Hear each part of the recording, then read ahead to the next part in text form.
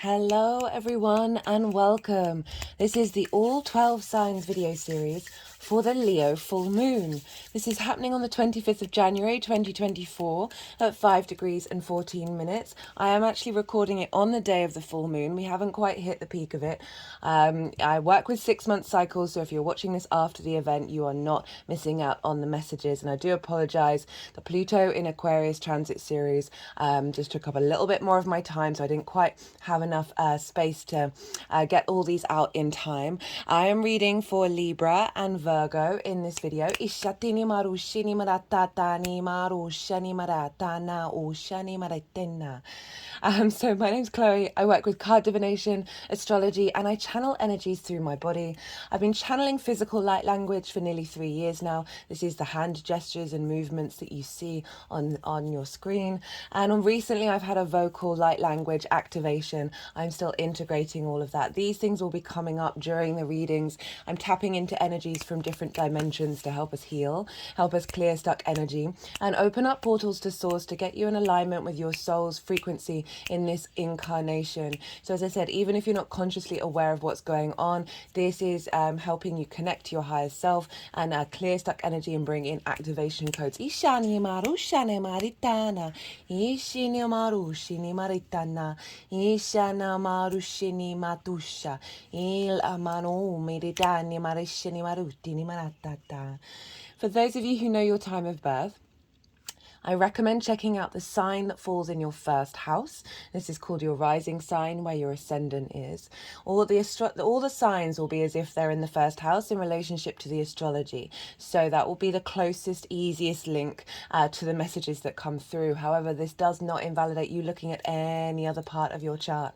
Perhaps your moon or your sun, they are getting activated, or with this lunation. Just look to wherever that sign falls in your natal chart. Look to the house that it's in, the themes of that house, and apply those themes to the messages that come through. Right, I'm going to keep this introduction short and sweet and get on with reading for Libra. Blessings of peace and joy to you all. Libra rising. How you doing, Libra? For those of you tapping into the Libra energy and it doesn't fall in your first house, which is your rising sign where your ascendant is, look to the house that it does fall in. Look to the themes of that house and apply those themes to the messages that come through. So say you have Libra over in the 6th house of how you work, health and routine. Say your sun is there, your vision, your clarity, your purpose, your animation. You would apply all of that meaning to what's coming through. And it's as if that Libra energy, with all the connotations of your natal chart, astrological points, celestial bodies, themes of house, have now all moved to the first house. So take what resonates, leave what doesn't. Well, Libra, regardless of whether Libra is your rising sign or not, Libra and Leo sextile one another. You are both yang energy, but different elements and different modalities. A sextile is an aspect of Venus. Venus is a benefic planet. There's more of the soft touch with a benefic. And she wants to bring a sense of connection, a sense of harmony, grace, diplomacy, a sense of love, of desire, of creation energy. Ishani marushini maritani maruma. Ishani marushini matitatino meditanima. Ashana marumi chatini maritani marushanana. Ishini marushini miriatini maritana. So if you didn't catch the introduction, I have been channeling physical light language through my body for nearly 3 years. These are the hand movements that you see on screen. And recently I've had a vocal light language activation just before the Sagittarius new moon. I am still integrating all of this and attuning my vessel to this new upgrade. So these are all tapping into energies that are helping facilitate your soul's journey, clearing some blocked energy, and then bringing and enhancing the activation codes that come through with these readings. Sometimes I get words in my head and go into a sort of channeling state when I'm channeling the vocal light language. But a lot of the time it's just re-enhancing what I'm saying as well as just doing their own thing. It's all in alignment with your higher self. And your journey. So we've got this very supportive moon happening for you, Libra.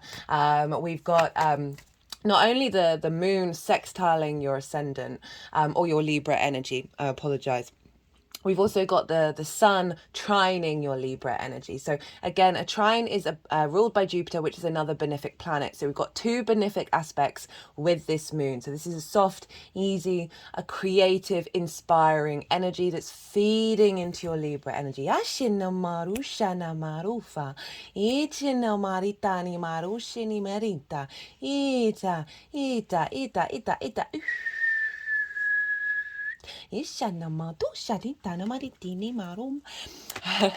So really, really, really supportive moon for you. And this is a big moon because this is the first lunation after Pluto's entered into Aquarius, and it just so happens to be opposite Pluto in the sign of Leo. I'll talk more about that later on in the reading. Right, I am pulling cards for 3 different piles. The first pile is the lead up to this full moon. I work with 6-month cycles, so this is from the new moon in Leo that we had during Leo season last year. That was a massive moon. That was huge. And the reason why is because it was the sun and the moon was square Uranus exactly. And Uranus is a very liberating energy. It wants you to be free and be comfortable being your unique self. And it can be very disruptive in the process in which it gets us there. Now, Lilith was also conjunct the sun and the moon. And Lilith also is an incredibly independent energy. She wants the individual to be honored with the other, right? To honor each other and understand each other's differences with respect, integrity, and dignity. Like standing eye to eye. The 2 of Cups for me is Lilith energy.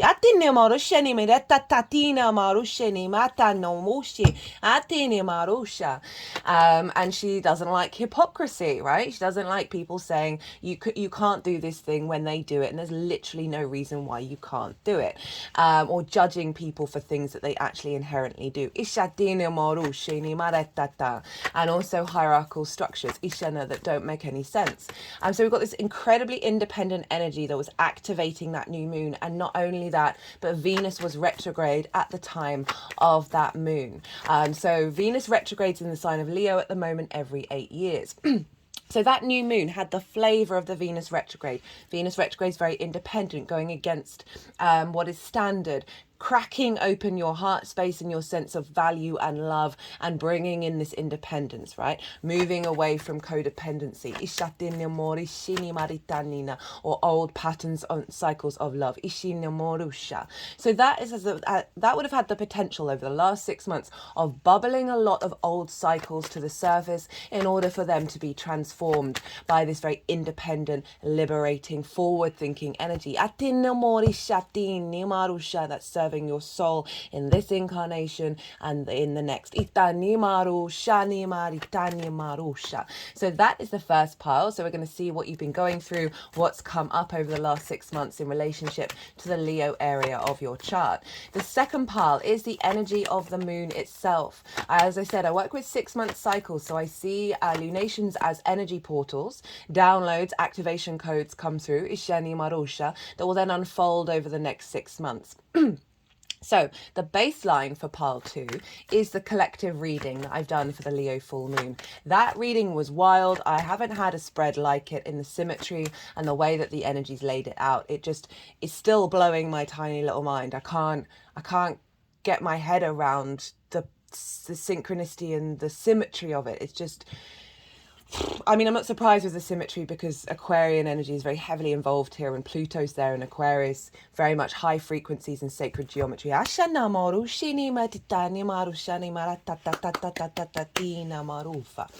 baseline for pile 2 is what came through in that collective reading, and that's where I break down the astrology in way more detail. I'm going to be touching on the major themes in this reading, but there's loads more going on.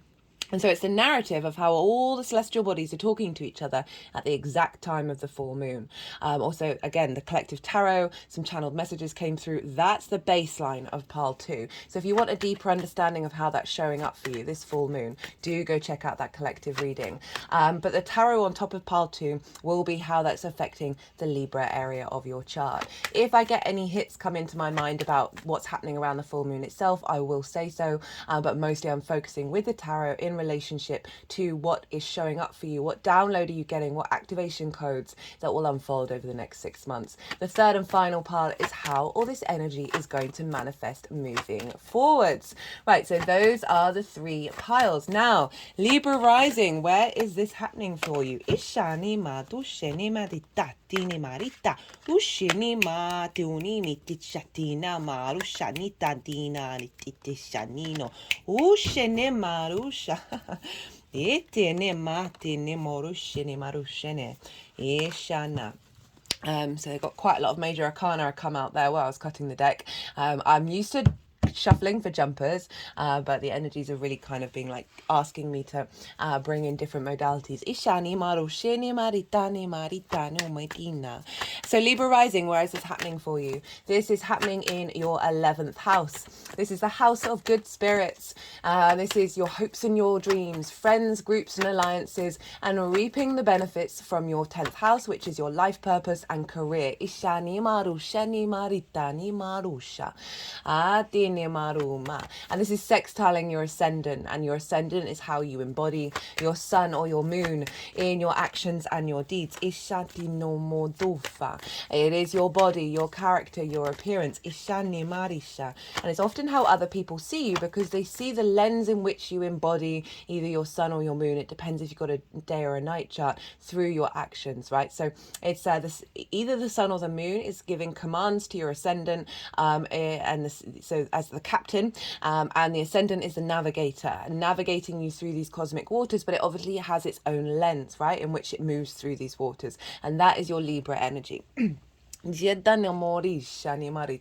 the house of you. So you've got this sextile from your hopes and your dreams, right? Bringing in a sense of value and appreciation, a sense of connection, of harmony. Ishani marufini of grace, ishana morufini malacha, and creativity.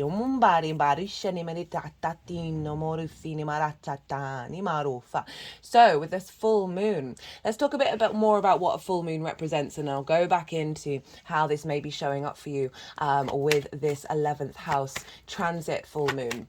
So I often see 3 major themes show up with a full moon. If you see themes that I haven't mentioned, see up in your life, see up in your life, come up in your life. This week, my words have been a bit all over the place, and I can't even blame it on Mercury.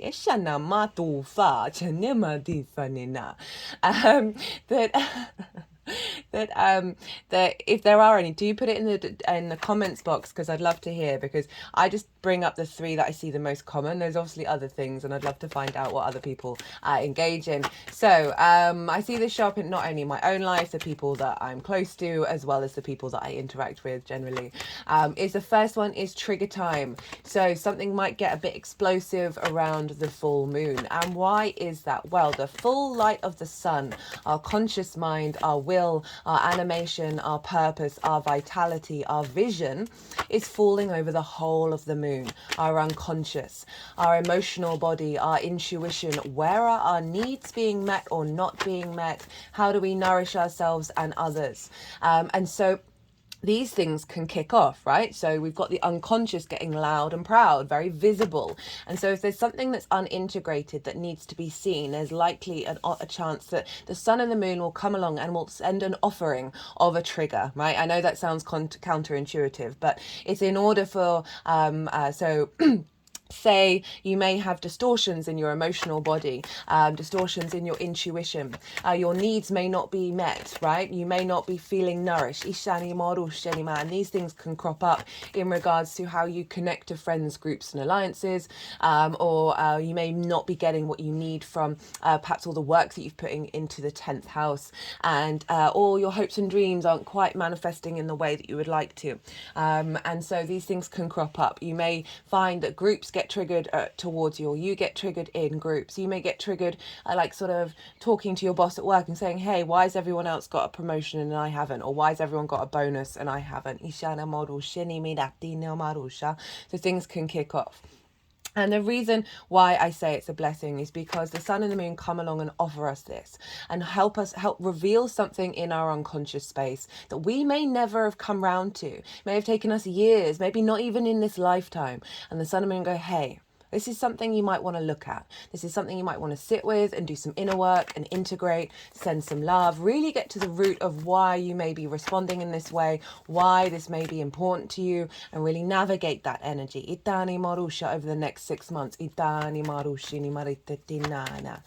It's happened to me loads, and having the perspective of sort of realizing, okay, this is a tool. This is helpful rather than why on earth is this happening? Why am I feeling this way? It's in order to help release an unstuck energy. Ishani marushini marufa, based on a trauma or a limiting belief. Ishani marushini matita nanuma.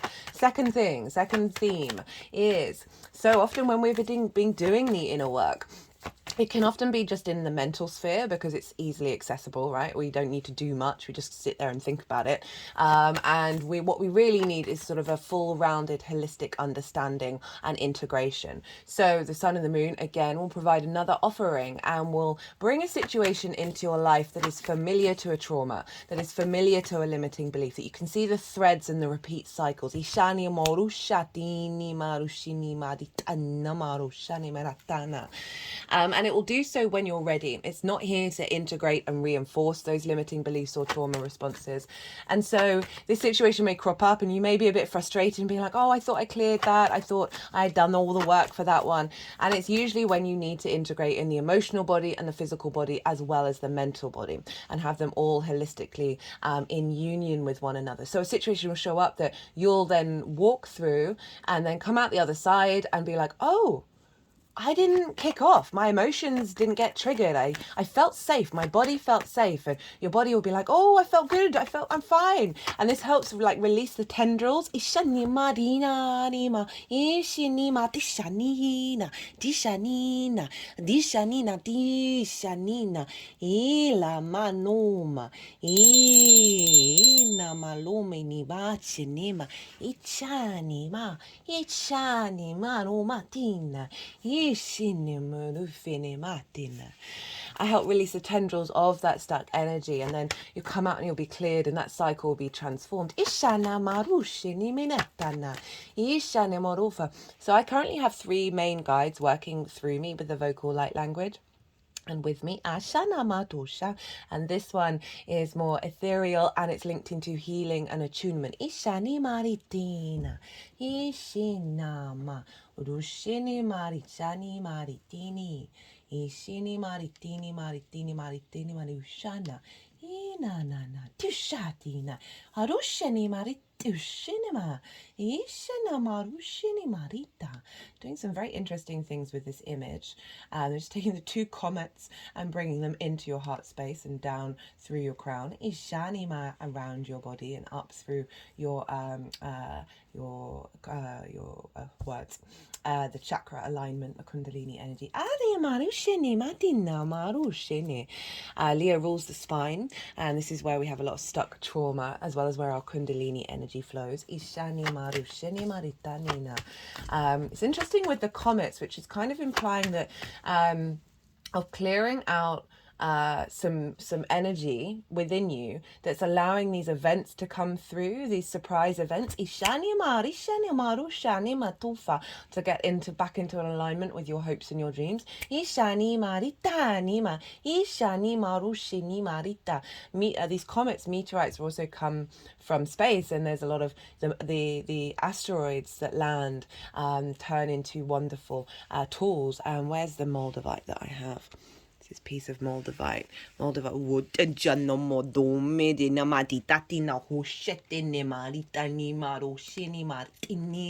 helping you connect to your star being. Ishani morushini marita, and your soul family. Ashini marishani marusha. Ishini marisha. No, group friends, groups and alliances. Ishini marushini marita nina, being attunement to the Lemurian sea codes, embracing sensitivity, uniqueness, living with grace. Ishatini marushani. Itani mo ushinima. They just put it on the head of the happy Buddha. The happy Buddha for me is like the way we need to move through life, right? Be a happy Buddha and kind of like a Zen monk at the same time, a Zen warrior monk at the same time. Ishina, the strength, the wisdom, the joy. Ishatini marishani marushana ushina marushani maritani moto marina. Now this energy that's coming through, it might be linked into the Moldavite, but it sounds very similar. I'm still adjusting to all of this, to this earth energy, this very sort of protective, strengthening, manifesting energy. Atani marushini maritato mirachitana motishani maritani no shanemanofa. Right, so the third thing is a celebration, right? The illumination of your intuition, a heightened intuition, heightened emotional flow in your emotional body, your needs being met, your nourishment coming through, nourishing others, bringing needs to them as well, being in complete celebration and flow and completion of a cycle. Ishana morusha, and a bringing through of a huge amount of energy. So full moons represent the sort of culmination energy. They are an ending of a particular part of a cycle, but they bring in energy and take it forward over the next 6 months. So often we find things bubbling up that we're releasing, as well as signs of all the work that we've done, and a celebration. Ishani mono of self. Ishani maritini maruma. Itini marushini and soul activation codes. Ishitani marushini marufe. The moon is the generator. Ishani maritana madufini matini matinani morufa. So those are the sort of three major themes that I see show up around a full moon. So as I was saying, you might get you or groups may get triggered, some situation around perhaps moving through some frustration around hopes and dreams not manifesting at the speed that you would want them to, and just allowing yourself patience to come through with that one. Ishana morusha. If groups are getting triggered and you're feeling a bit isolated, really tap into your heart space. Leo rules the heart. Know that you have the sun as a generator in your heart, Ishana morufa, and you can provide all the sustenance for yourself, right? And allowing yourself to not be derailed by the opinions and views of groups and alliances. Ishani maru shani maritane. This also might be a great celebration with your tribe. Ishatini matine matuno matine matino madijana marusha. Itini maritani maru shini marita. Reaping the benefits from your 10th house. Ishani maru shini marifa. Seeing the fact that your hopes and dreams are manifesting. Ishana. They're really liking that side of it, guys. Just Ishani maru shani matisha. Itene maru fini marita nino moto. Now, that is the moon. And it's sextiling your ascendant, so feeling good and connecting through your embodiment of self, being visible to groups in a way that is bringing a sense of grace and harmony and a sense of pleasure and joy. Ishani marushini maritini marita. You may want to spend your time with friends. Ishani marushini mara, or spend time sort of mood boarding your hopes and your dreams. Ani marushana ashini maritini marita. Now we want to look to where the sun is, because wherever the sun is with a full moon, I tend to find you'll get clues and hints about the journey that you've been on. You'll get a release point or an activation code come in. I always use this example just because it was really loud and really obvious, because it really felt like this person was summoned by the astrology. So this is when I had a full moon in my ascendant, right, in my rising sign. And the sun was over in the 7th house of intimate partners. And I had a old partner, romantic partner, who I hadn't spoken to for a while. We went through a lot of trauma, but we're friends now. Messaged me completely out of the blue on the day of the full moon. And then disappeared, right? Didn't really didn't really want to seem to engage in conversation, even though they started it. And in the past, that would have really upset me, because it would have been a reflection on the pain I felt over the relationship that we went through, and sort of the lack of visibility of self, right? Moon over in the first house, but the sun illuminating part of the journey that I'd been on, because it didn't bother me. And in fact, I found it hilarious. And I realized, oh, this is no longer a part of my cycle. Ishani maru, shini maritinima. So there's a really, I use that because it's so clear, right? And how that person was just summoned by the moon. So we look to where the sun is, because we might get some clues about releasing stuck energy around the 11th house. And the sun is over in your 5th house of joy, the house of creativity. So this is your creation energy, the things that you birth into the world from your own individual space.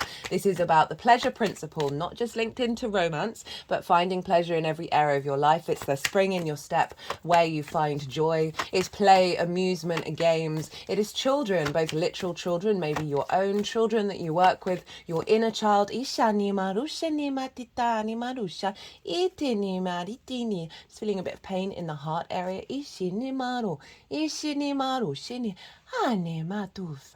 And that is all dissipating. Bringing in softness.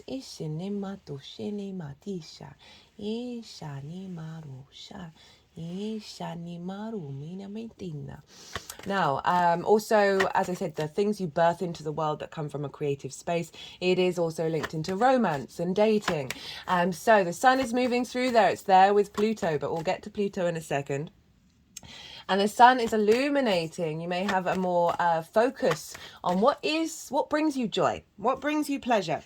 How do you create? Ishani morufa, finding vision and clarity around that. Doing inner child work. But it's overall the sun illuminates and brings clarity to these areas. So if you may have been working through some issues around all of that, the sun is coming along to provide some answers. So there may be something linked into with all of those things. Say you've a creative project comes to completion. Ichani Marusha, that's something that you put a hope and a dream behind, or frustrations around a previous situation that it comes up and you're like, oh, why was I so upset about that? I'm over that now. Could be about a relationship. Itani Marushini Madufania. You know, it's a similar thing to what I was just talking about, of perhaps a sort of someone you've dated messaging you, and you're like, oh, why and you felt they ghosted you at the time previously, and that sort of made your hopes and dreams not really manifest. But this time you're like, oh, okay, whatever, mate, not bothered. Or somebody may come into your life around this full moon, or an activation around this full moon of bringing somebody into your life who brings you joy, brings you pleasure, helps you be creative. But I prefer to focus on the energy of you, because not everybody's looking for love, right? But those things can crop up because we are dealing with the 5th house. But it's certainly helping. Perhaps an old trigger linked into your inner child may show up, and you're just like, I've cleared this, and your inner child then is able to feel more joy and more pleasure, and therefore you are Ishanya Maru Shini Maritinya Maru Shana Manomba Ina Marufana. Now let's look to the aspects that the sun and the moon are making, and they're only making 2. And the first one is Pluto, right? So the sun and Pluto entered Aquarius on the same day. Ishani Maru Shani Maritani Maru. Big energy we felt over the weekend. And Pluto, I've done a Pluto in Aquarius transit series. I really recommend that one, because Pluto can be very intense and can be disruptive, but it does so in order to transform. So do go check out that series if you want a deeper understanding and just more clarity about what might be showing up with Pluto. And this transit is for the end till the beginning of September, because then Pluto's going to dip back into Capricorn. So Pluto, very intense energy. It honors the cycles of life, death and rebirth, of creation and destruction. And so this is about change, basically. And the intense energies that Pluto can bring up, fear, control, possession, obsession, and the taboo, Ishinimara, are all energies that are linked into the human experience of finding it difficult to accept change. Itanimaru sher. And so we try and control things. Ishanimaru shinimaritinana. Now, there's loads of oracle cards here, and I pulled them before I sat down to do the Leo full moon reading, collective reading. And before I pulled these oracle cards, I was tapping into joy, laughter, creativity, and this sense of love, right? Because I was very aware of the fact that Pluto moving into Aquarius, I said in all those sign series, look to Leo. Right? If you want to get back into balance, look to Leo. You want to operate from your heart space with integrity to bring that Aquarian Leo dynamic into union. And those intense emotions, like finding little things to giggle at, to laugh at, to bring joy into your life, might really help dissipate the intensity of what Pluto's going to be doing. Now, with these oracle cards, there's some really intense energy, right? Some heavy energy, which I wasn't quite expecting because of what I was tapping into, but it makes total sense because it's saying that this full moon is bringing up those difficult energies that Pluto can bubble to the surface in order for them to be transformed very quickly. You may have noticed this in the lead up to the full moon. Energy doesn't disappear, it transforms. So sometimes energy needs to get really big before it sort of it turns into a catalyst and then transforms into something else. Why am I thinking of the supernova? There is something out in the universe that gets really, really big before it then implodes and then gets whoosh and turns into something completely different. And I'm wondering, it might not be the supernova, but something akin to that. That there might be some big, intense energies around your creation energy that are getting bubbled to the surface in order to be released, that have caused blockages around your hopes and dreams, blockages around reaping the benefits from your 10th house. And that could be like spending too much time in like play, right, and games and amusement, and maybe not necessarily putting enough effort into the work area of your life. That could be for some of you that there can be addiction in the 5th house, Ishani model, because the inner child through neglect may be leaning in more into easy comfort food and like comfort things, rather than being the adult in the room, which is the 6th house next door, of work, health and routines, right? We can really struggle with that. So I feel like there can be things bubbling up around this, difficulties around romance or dating and not feeling nourished and supported, not being able to tap into your creative energy, blocks around that, and all of this is feeding into the moon. Ishani Matunati, to liberate through the heart, and any heart blockages. Itani Marishani Marisha, Itina, to sort of basically hitting the deck over the heart space, and to sort of break up the energy. Now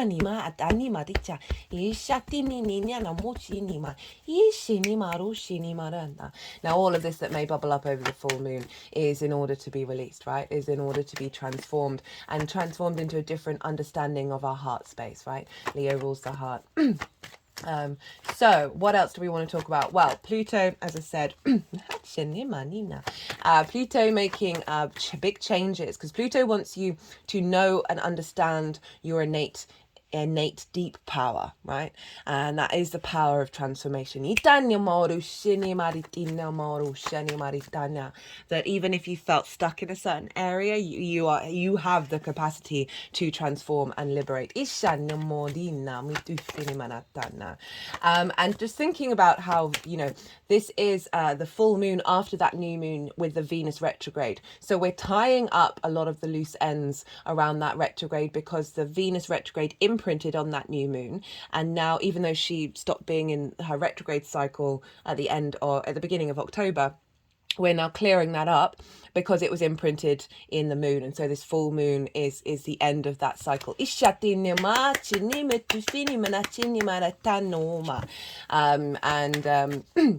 So very much linked into, you know, joy and pleasure and harmony, Ishanyamono of the fifth house. So the other aspect that the sun and the moon are making is a square with Jupiter. Jupiter is over in the sign of Taurus. Ishani maru fini mari tini mari tani marusha itini marushini marina. So this is Taurus for you is in your 8th house. And this is the give and take between you and the outside world, right? This is the outside world's resources. This could be mortgages, loans. I'm just thinking of a Libra rising who I know over the last couple of days has been looking into getting a mortgage. Oh, I can't make it up.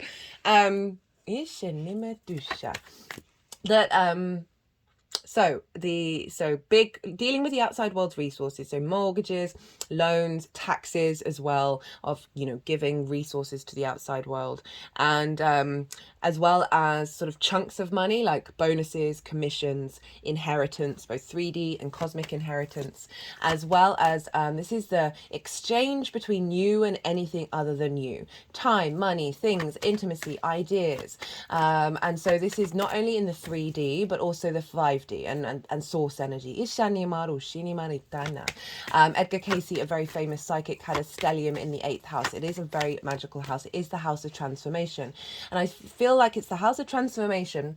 Yes, it is linked into death, but I don't talk about that on this channel because it's more complicated to figuring out that kind of thing, and that would be something for a personal reading. There's some techniques to do. Anyway, I'm digressing. The transformation is that sense of exchange, right? Of evolving through exchange with the other. We can get some codependency here. We can give too much or take too much, and that can be the sense of scarcity, of not feeling supported. Jupiter moving through there is providing elevation, wisdom, expansion, a bringing together of parts in order to expand, a sense of knowing, a sense of faith, opportunities, luck, joviality, generosity, and overall abundance. Now, all of those things might have felt a bit restricted because Jupiter was retrograde right up until the end of the last year, but now it's moving forward and we're going to get a lot more momentum going. It's going to conjunct Uranus for the first time in 12 years. Actually 13. I think the first was 2010, the last time. At the end of April, so we're going to get some big momentum showing up here for Jupiter, and Jupiter is expanding your understanding of relationship dynamics, giving you a bit more confidence and faith in you being supported by the outside world.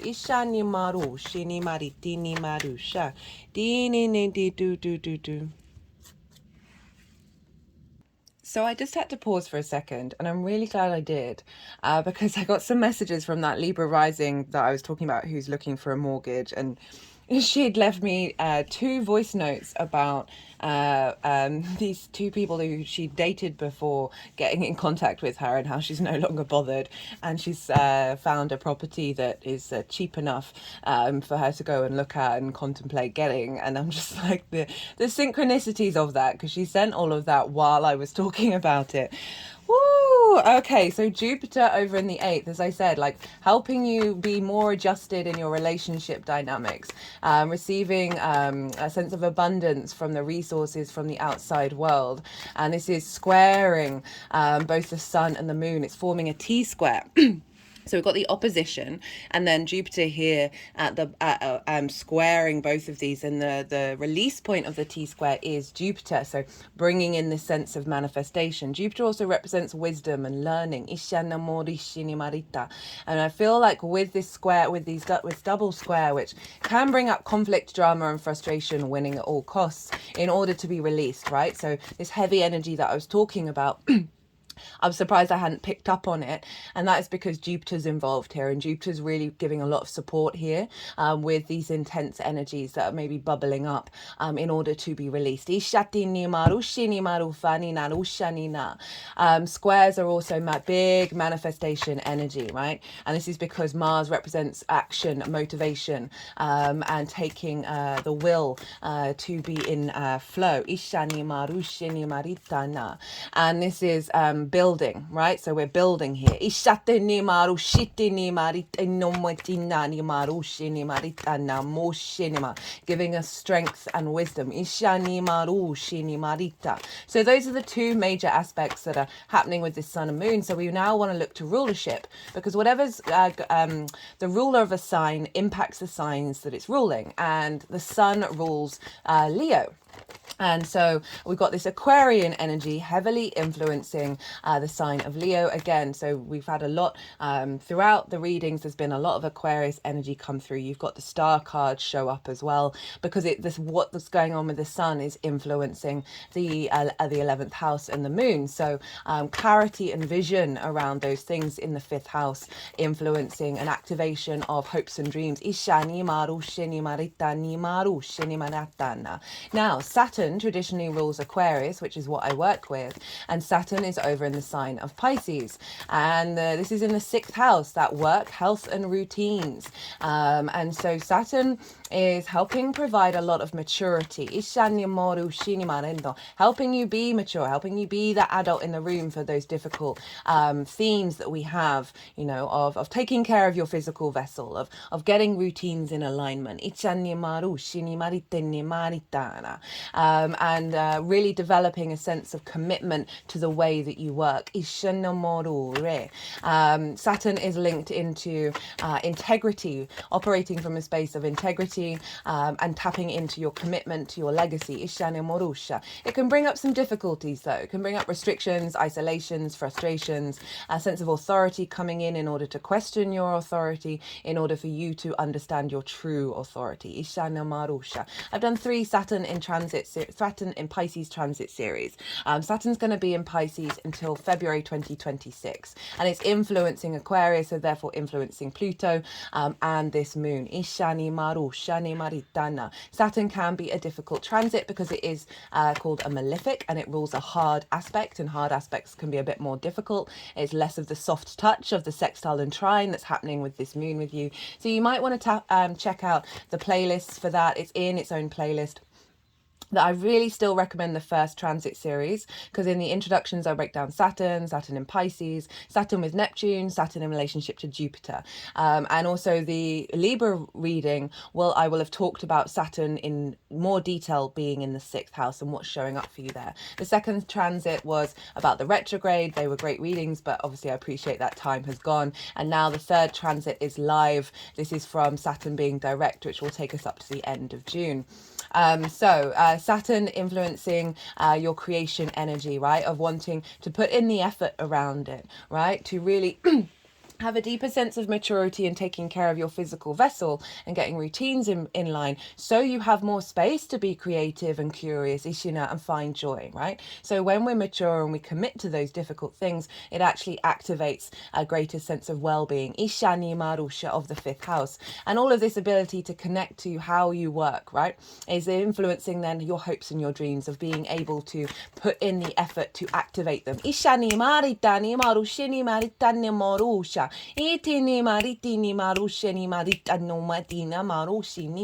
Creating a space for your physical vessel in order to have more energy, to have more fun and play more with your friends, groups and alliances. Also Saturn in the 6th of how you work, activating the ability to be recognized for the work that you do via your 10th house, of reaping the benefits from that. The more you develop how you work, the stronger you're able to activate your 10th house of your life purpose and career and put in the commitment to it. So that's the influence of Saturn, but Pisces is ruled by Jupiter, so we want to look to where Jupiter is again. Oh, there, we've already spoken about that. I love this moon. The layers of it are beautiful.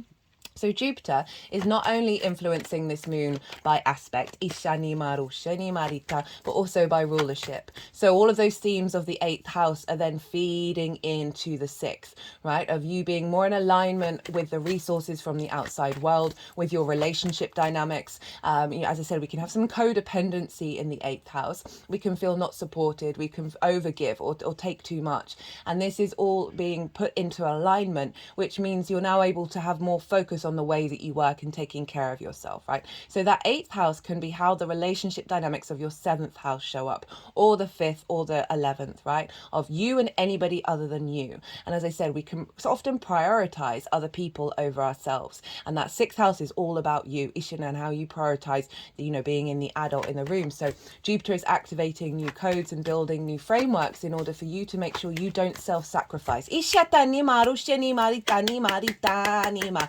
Ishani marushini metitani marushinima. Ishani marushini marufima neachina mano. Ushini maridana marufini menachani manofa. Now Taurus is ruled by Venus, so we want to look to where Venus is. And Venus has just moved into the sign of Capricorn, and this is over in your 4th house of roots and foundations, your ancestors, both blood and soul lineage. This is your parental figures, the roof over your head, and your private life. I love that Venus is just entering there just after Pluto has left. So Venus can often clear things up. She brings harmony, right? She connects the dots. She gives a sense of value and appreciation to what's just happened with Pluto, as well as finding more love and connection to your foundational space, your home, and a sense of joy, a sense of love. Finding ease and grace of you being able to connect into your foundational space, the root of yourself. And I'm just thinking about the mortgages of like connecting the dots in order to find a place of love in your home life. This also can be activating a sense of ease and grace with the people that you live with. Moving away from that codependency, depending on who you live with. Just generally feeling good in your roots and your foundations. And then that's feeding back into Jupiter, of the expansion of relationship dynamics, of the expansion of the resources from the outside world, feeding back into the way that you work. So your strong foundations of finding joy there, activating the ability to tap into that joy in the way that you work, that's then feeding into your creation energy, and finding more pleasure, finding more creativity, and tapping and healing your inner child as well. So Venus in the 4th, healing wounds around parental figures, that's allowing your inner child to be more curious and more joyful. That's then all feeding into this beautiful activation of your hopes and your dreams, Ishani Marita, and getting more in alignment with your soul's frequency. So the Capricorn is ruled by Saturn, so we've got this feedback loop between Venus, Saturn and Jupiter, and it's the 2 gas giants that are linked into sort of long-term cycles, and then Venus of wanting you to feel good, right, in this 3D realm, and Capricorn can be an element of tradition, of getting to the pure root of yourself, that's also activating long-term legacy. So not only by rulership are these 3 planets and these 3 signs and houses influencing this moon, but Venus will be trine Jupiter, so we're getting an aspect of wisdom, elevation, cohesion, opportunities, expansion, generosity and joy between your roots and the outside world. Moving away from scarcity. And both Venus and Jupiter are sextiling Saturn, so they're forming basically this sort of aspect. Imagine this is just one finger but longer, and forming this beautiful closed loop aspect of creating energy, of creation energy, of love, of appreciation, as well as wisdom and elevation. And all of that is feeding into this moon. Now this moon is very yang in energy. It is fire and air. It's more action orientated, of going out in the world. It's very stimulated. But it's being held, it's being governed by this earth and water yin energy. So the way that I see this is those difficult energies that may show up, right? You're being grounded and giving the nourishment of the waters of Pisces, a deeper sense of emotional peace, and giving strength to your vessel for you to be able to transmute this difficult energy very, very quickly, with the giving a vessel for the fire and air to transform transform, burn up, and then move with the speed of the air, of bringing in a higher perspective of the Aquarian energy that is then bringing in activation codes, tapping you into your heart space from a more universal truth. I just love the layers with this moon. Now, look to where your sun and your moon are, and look to the houses that they're in and the themes of those houses, because those themes are likely to crop up for you with every lunation. So that gives you a more personal understanding of how this moon is showing up for you beyond this general reading. Now, they've put the deck down, which I think means all the cards have come out. They may want to pick it up again. So I'm going to go consciously quiet. I'm going to let the energies move through me. They're going to do some vocal and physical light language. They're going to move all the cards around, and then they're going to put them into the 3 piles, and I'll come back round, I'll tap back in consciously and bring in the tarot into the astrology. I call you to soften your mind, all that information settle into your unconscious, and then see what intuitive hits come up for you around this moon. Ishani marusha. We tend to feel the full moons leading up to it. Itani marushini mari tini mari inala marushini mari tini mari tini mari tini mari tini maritini ditani marushani marita itani marushini maritana ishani matushitini maritane itani marushini maritini maru itini marushini maritani marushini matini marucha itani manomidina ishani maritini maritini ishani marina moshani maritini ma ushini marushene eshene marusha eshene marusha eshene mashusha ni maritini maritana marusha itini marichini maritini marusha ni marushi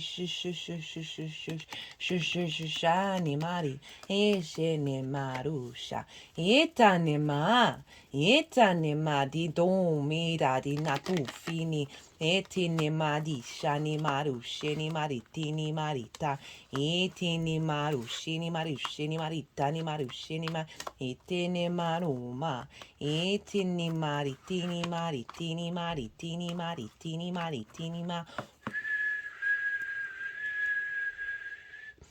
Eshana manu matina etini madishani maruma eshini maritini marufini etina marufa etini marufini ma eshatini marushitina etini maruma eshini marushini matina etini marusha Hosha ni marisha tini marusha. They just moved it from the crown chakra to the heart, back to the crown, of bringing in your heart energy to your mind to activate ishani maranina itini marusha ni these hopes and dreams and bringing about a sense of celebration. Itini marufa. Ishana madufini marusha. Now for the energy leading up to this full moon. We have the 5 of Swords, the Tower, the 2 of Wands, the King of Cups. Very clear energy showing up. As I said, right, that new moon with the square to Uranus, conjunct Lilith, Venus retrograde, creating would have brought up old cycles in order to be transformed with to operate from a heart space, from a higher perspective. Ishani marusha, right? Sometimes we need things to bubble up in order to get new frequencies, allow space to come through. So we've got the 5 of Swords. 5 of Swords for me, this for me is the most difficult card in the tarot. It's not the Tower, it's not the Death card, it's not the Devil. Although whenever I say that, I always feel like the Devil's like, meh, kinda, kinda not. So the 5 of Swords, this is about some constructs and ideas that have been a bully in the room, right? This is about bully mentality and victim mentality. This is about winning at all costs, but what have you won? You've won the 3 of Swords. So 3 of Swords actually showed up in the collective reading, and this has shown up for a lot of readings. And the Three of Swords, it doesn't have to be about romance. It's about anything that has distorted your heart's frequency and your heart's power. One thing I feel is with this Pluto transit, it is going to revolutionize our understanding of the power of the heart. Ishatini marusha, and bringing in a new universal truth around that. Ichani marufa, allowing us access to the universal truth of the power of the heart. Itini marusha. And so this can be we can be both of these things, right? So often the bully was bullied at home, right? Trauma begets trauma. So often we can get stuck in the victim mentality rather than being proactive about how to deal with this conflict. What I'm feeling with this Five of Swords in relationship to the 11th house of certain limiting beliefs and ideas and constructs through trauma of ideas, maybe something that was said to you as a very young age, or certainly a mental headspace that has blocked the ability to access those hopes and dreams in the way that you would like. This can also be conflict in groups and friends of feeling perhaps both either, being a bit domineering or being the one that's not seen, right? Let's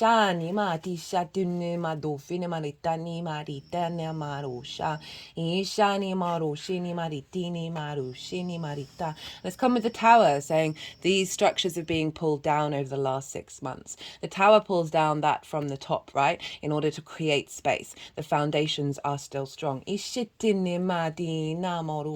moving from the heart area to the throat chakra, clearing blockages around being able to understand your truth. It's come with the Two of Wands after that. So this is saying these things are being pulled down and you've then spent time navigating this new landscape. This figure is standing from a high perspective with the world in their hands, getting the lay of the land, right? So this is long-term manifestation energy, right? Of planning, of putting in the energy to recalibrate before starting that new adventure. It's making me think about the sort of frustration around patience of those hopes and dreams manifesting, that there can be some restlessness with this Two of Wands. But we've then got the King of Cups, which is saying throughout this, it says you come to this point of emotional maturity, right? So the King of Cups is sitting on a stone throne on the ocean while a storm is going on in the background. So this is representing both the stability of your emotional control and not being bothered by your external factors. Ishani Marusha. So moving away from that Five of Swords, which is very much about can be an internal conflict, which the King of Cups is helping ease and soothe, as well as being in conflict with others or conflict coming towards you from others. And so the King of Cups is very much in command, like not bothered about the storm, not bothered about the surrounding conflict. So this is sort of highlighting there may still be difficulties, but you're no longer being sucked in. The King of Cups is able to take action and clarity from your emotional body. You're no longer being dominated by those emotions, but using them in order to create and using them in order to tap deeply into your intuition. That's very making me think there's another thing that my friend just told me is how she'd lost her gloves, and she when she was at the gym, right, very Saturn in the 6th house of physical health, and she was walking back to the gym because she had this intuition that they might have been found, and they were in fact found. So heightening of your intuition because you've navigated old conflict within yourself, and that is breaking free, right? All of this is feeding into your embodiment of self, Libra, of your 1st house. Now for the energy of the moon itself. The Emperor's shown up loads, and this is because there's stuff going on in Aries that's linked into the other side of the astrology. So it also showed up in the collective reading, so you might want to go and check that out, especially because this is over in your 7th house, Aries energy, where the North Node is. You're doing a lot of expansion in regards to the other and refinement of self. We've got the Star card, we've got the Ace of Wands, the Emperor, and the Three of Pentacles. Now, the Star card is Aquarius, but it's linked into hopes and dreams, so perfect for the 11th house. This figure is uniquely herself, right? She has pulled back the layers, she is unclothed, so she is free within her being. Ishani Moru Shenima, so the clearing out of conflict, and the Tower, right? So this follows the Tower. Ishani Marusha. It represents deep healing, Ishana Monoma, and connecting to earth universe and galactic energy, and knowing your own stardom, allowing you to be more yourself in friends, groups, and alliances, of those groups seeing your star energy. Again, accessing a high vibrational frequency around your hopes and your dreams. And I feel like being appreciated for the unique way in which you work.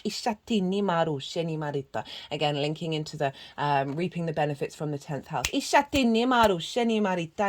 Ace of Wands, renewal of your fire, renewal of your Leo energy, having the will, the determination, the passion, the drive, the transformative energy of the Ace of Wands, the virility, the life coming in, having cleared out that stuck energy, having moved beyond the limbo phase of the Two of Wands, that long-term manifestation. This is saying renewal and opportunities coming in of that fire energy within yourself. Being in command of your hopes and your dreams. This is very, there's a lot of wisdom with the Emperor. They are very independent. They are sovereign in their knowing their own divinity. Very much in command, right? So there's an element of being witnessed and viewed in this way by friends, groups, and alliances. And, you know, people come to the Emperor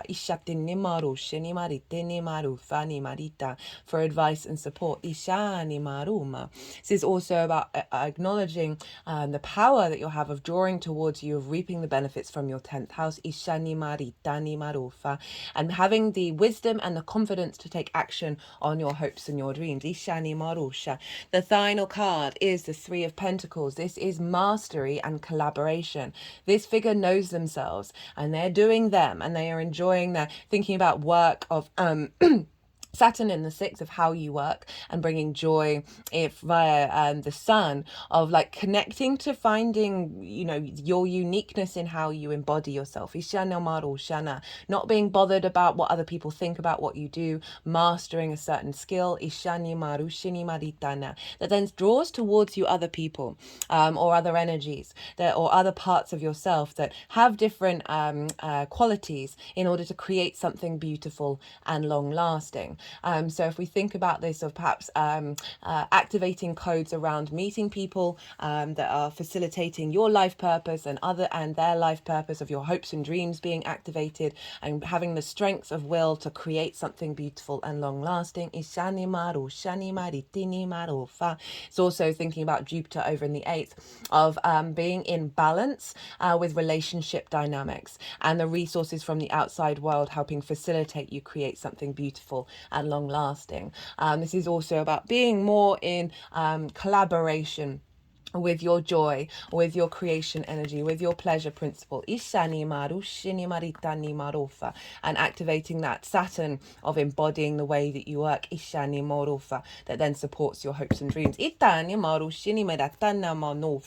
How this energy is manifesting moving forwards. We've got the World, which is Saturn, and the Six of Wands. Now the World card is know thyself and the world will open up to you. So this is how this is manifesting moving forward, of you being really confident within yourself, you knowing where you're headed, knowing what you want, and through activating this new higher heart frequency of that generator of the Sun in your heart, of bringing a sense of completion to perhaps a hope and dream that's coming through, as well as providing more resources, Jupiter, from the outside world that facilitates your sense of soul completion. And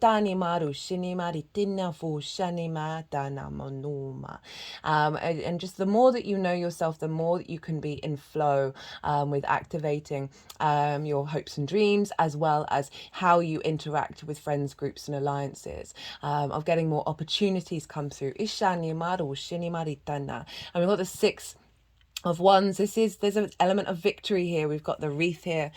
This figure there's an element of recognition as well of who you are through friends, groups, and alliances, of reaping the benefits from your 10th house. Also feeling tapping into your joy from a deeper place. But overall being recognized and feeling validation for the work that you've put through. And also perhaps celebrating a hope and dream that's being activated. because this figure's about to go and have a big banquet, having achieved something, having gone out and done things, and put in the effort and work. It is now then able to rest and enjoy the fruits of your labor.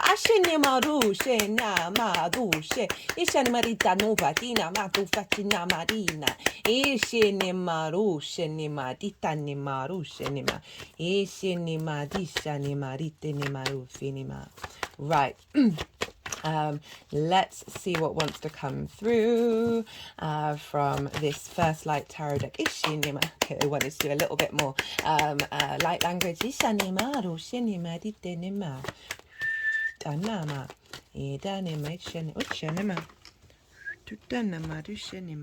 got the Chariot. Drive, determination, ambition, emotional control. From the work that you've been doing is now taking you. This is another victory card. The Chariot is able to move through the world with knowing that it has the resources that it needs. It's also linked into Cancer, which can be linked into the home.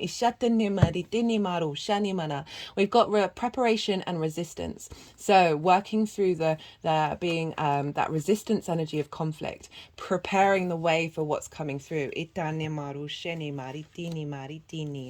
got your card, Libra. We've got decisions, evidence, thinking, verdicts through this energy of being able to think more clearly, being able to take the steps in order to get to the end result. Ishani things coming into balance. Also being able to see clearly. Away from that Five of Swords. Got environment. So there's an element of recalibrating your environment to a space of comfort and knowing yourself and a sense of victory.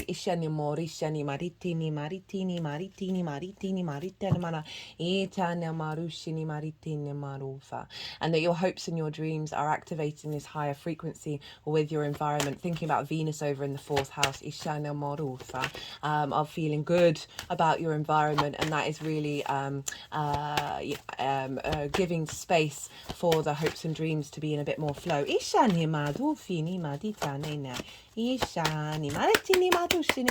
Feeling the resistance while I'm shuffling because I'm really wanting to do some more energy work. So I feel like I'm connecting back to that message of soul family.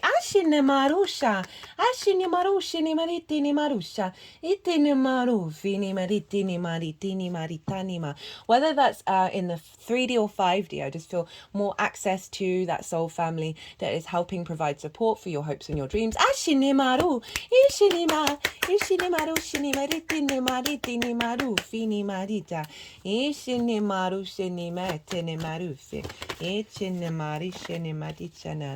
We've got creativity, activate, and music.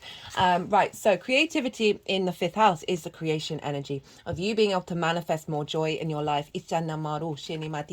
And music, you may want to listen to some frequencies that help recalibrate you. But overall, when I get the music card, it is about more attunement with your soul's frequency. There's really bringing in this abundance. Final card, intuition. The full moon can activate a high level of intuition, of knowing where to go in order to, take those steps to bring in your hopes and your dreams. Right,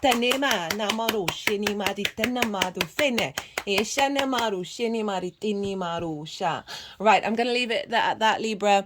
Oh, goodness me, over an hour. I always think I'm going fast, and I'm never not. Right, I hope you enjoyed this reading. If you did, don't forget to hit that like button. If you'd like a personal reading, check out my email address in the description box. Send me an email, outline what your kind of what you want, what your question is, or what kind of thing you want to bring up, because there's lots of different modalities, there's lots of different ways that I can bring in this energy, and I really like to tailor to the client. So put as much detail as possible and I'll get back to you and we'll arrange something. Be good to yourselves, Libra, be good to those around you, and most importantly, be well until we meet again. Virgo rising. How you doing, Virgo? For those of you tapping into the Virgo energy and it doesn't fall in your first house in your natal chart, look to the house that it does fall in and the themes of that house. Apply those themes to the messages that come through. Say you have Virgo in the 6th house and your sun is there.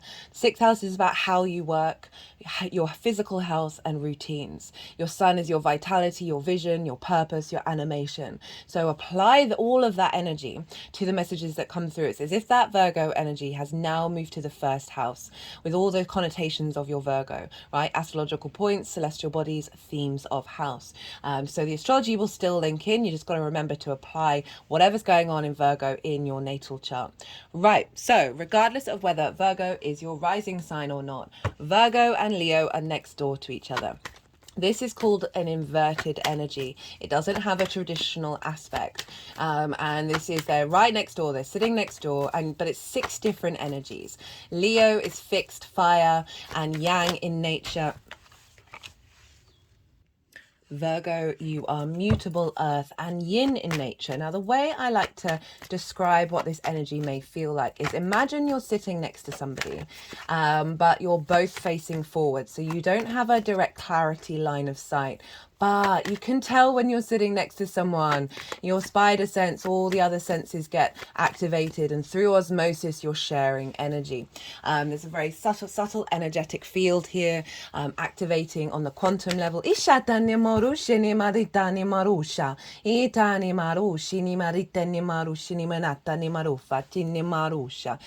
of you who didn't catch the introduction, or I think it's the last 3 transits that I've done, so I've been channeling physical light language through my body for the last 3 years.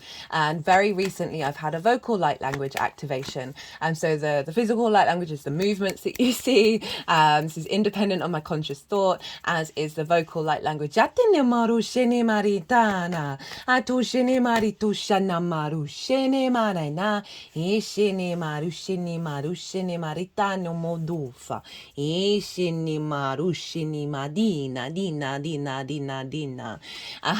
So I'm still integrating the vocal light language. Sometimes I'll channel and I'll get words come through. Other times it's confirming what I'm saying already. Clearing some stuck energy, bringing in activation codes, or just generally doing something that I am not even slightly consciously aware of. Either way, it's helping activate your light body in alignment with the consent of your higher self. Right,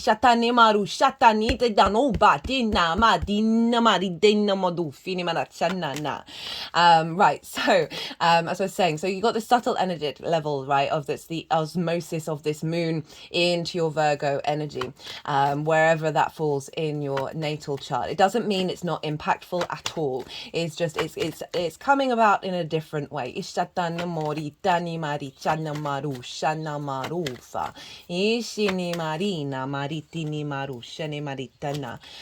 often find like the themes of the inverted tend to be really loud, because they're not necessarily tied in directly to your ascendant in a traditional aspect.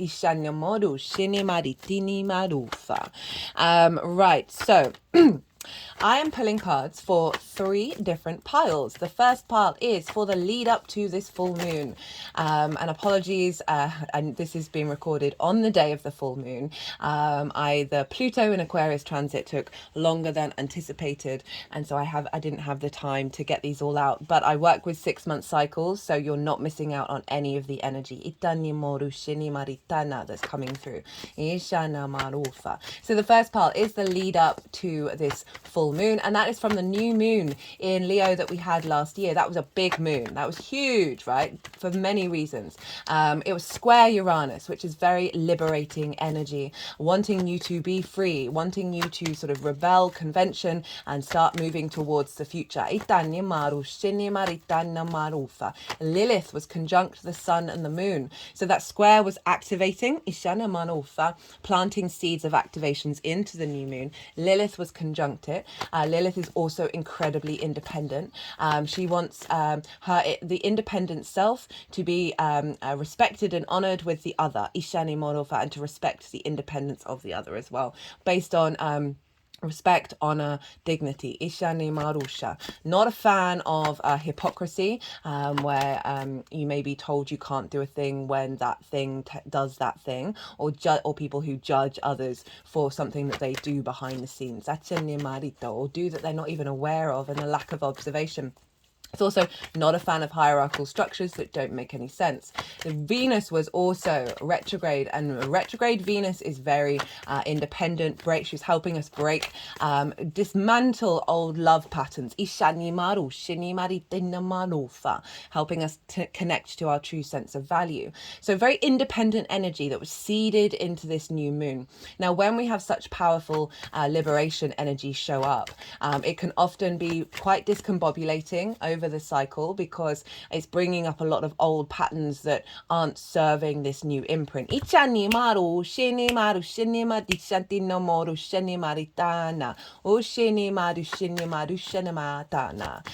So this is over the last 6 months of what you've been working with, what's been showing up for you. And for most of the readings, there've been some difficult energies, because these have all been coming to the service.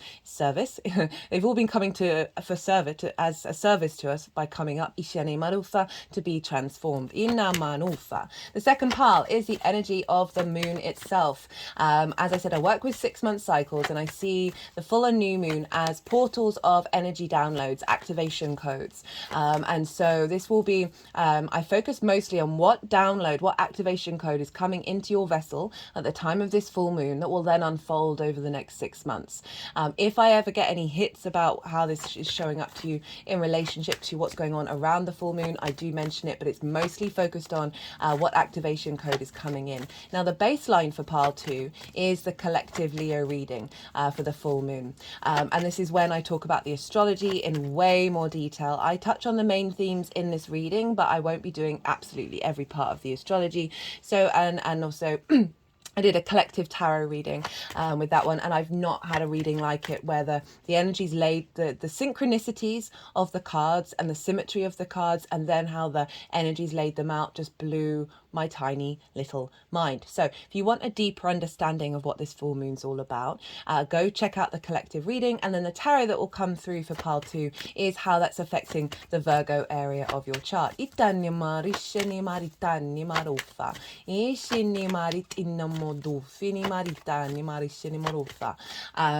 that was pile 2. And as I said, 6 month cycles. If you're watching this after the event, you are not missing out on this. This will then unfold over the next 6 months. The third and final pile is how all this energy is going to manifest moving forwards. So those are the 3 piles. Now let's talk a little bit about how this is showing up for Virgo rising. Where is this happening for you? Where is this big full moon going on? It's in your 12th house, Virgo rising. This is the hidden house, the house of mysteries. So the 12th house can be a little bit of a difficult house. It is linked into anxiety, depression, grief, loss, isolation. It's kind of the constructs of who you are, the unconscious space. And so often we have a lot of trauma and a lot of limiting beliefs there. It's linked into the unconscious mind, but I also see it as the unconscious spaces in the other layers of this human incarnation. So often we can have a real difficult energy around the 12th house, because we find it difficult to integrate, because it's kind of going on behind the scenes. I always say do as much integration work with the 12th house as possible, because underneath all of those trauma responses, underneath that depression and that anxiety and that sense of feeling alone in the universe, is the magic of your soul. It's a very magical house. And so there's a sense of the unseen, the hidden, the occult. And this full moon is shining a light on all of this. So big energy around the themes of the 12th house. And so sometimes with the 12th house, it can feel very personal to you, but not necessarily integrated into the rest of your chart. And it can still feel personal to you, but also completely out of reach. Itani marufa, an area that you feel like you don't quite understand. Ishani marushini matitani marufa. And when we have full moons here, we get some more clarity. Ishana marushini matitani maritana. Need an activation, an elevation of this area of your chart. Ina maru shani marufa. Now, I'm going to talk about what sort of things show up for a full moon. I see three main themes show up pretty consistently. Sometimes you get all three, sometimes maybe one, maybe none. There are different elements of a full moon, but these are the three core themes that I see show up not only in my life, the people that I know, but also the people that I interact with. And the first one is trigger time. Now, the collective at large, police stations, hospitals, schools get really rowdy. We're howling at the moon. And this is because the full light of the sun, our consciousness, our will, our power, our animation, our vision, our clarity is shining over the whole of the moon, our unconscious space, our intuition, our emotional body. Where are our needs being met or not being met? How are we nourished and how do we nourish others? So this is trigger time. So you may get triggered. You may, the people around you may get triggered. A situation may trigger you that then takes you into a space of isolation. This is an offering from the sun and the moon to help bubble something up from deep in your unconscious that you may have taken years to get to. You may not have even got to it in this lifetime. And the sun and the moon are going, hey, you might want to take a look at this. You might want to sit with this, do some inner work, untangle the energy, send it love, do all those kind of things. It may feel really difficult at the time, but know that that energy will soften. And then you can use it as a tool of being like, okay, what's the next step on the integration? You may get triggers around feeling alone, right? You may get some anxiety and some depression show up. I feel like this might be more about an internal space, obviously with the 12th house, than an external environment. Or at least you may spend time in contemplation by yourself, working through this energy. And so there is also I'll talk more about potential triggers when I break down the astrology in more detail. The second thing is when we've been doing the inner work, lots of pentacles showing up for you already. When we're doing the inner work, it can often be in the mental sphere. We can neglect the emotional and physical body. And what we really want to do is have a holistic integration. Now, the sun and the moon will come along and provide a situation that is familiar, its energetic frequency is linked into a trauma or a limiting belief. And that situation will come up and you may get frustrated and be like, oh, why is this showing up? I thought I'd cleared this energy. Well, it's in order for you to integrate, in order for you to move through and for your emotional body to be like, oh, didn't blow up, didn't get really big, and your physical body to be like, I feel really safe. And so this is helping pull out the tendrils of that cycle in order to be transformed. My toes are wiggling. Feeling like a release of energy coming out through the toes. And so this can help transmute the energy that you've been working on. It often only shows up when you're ready to do so. It's not here to reinforce or sort of strengthen those trauma bonds or those limiting beliefs. Now the third thing is a peak celebration. Your intuition being raised on high, like really strong intuition, your emotional body being in flow, feeling like your needs are being met, or you're being in a nice feedback loop of meeting the needs of others. You're feeling nourished and able to bring nourishment to others. All of these things at their peak. Full moons represent completion energy, right, of a certain part of a cycle, and that can bring up the difficult energy to acknowledge that it is completed, as well as bringing in clues and hints of the elevation of the work that you've been doing.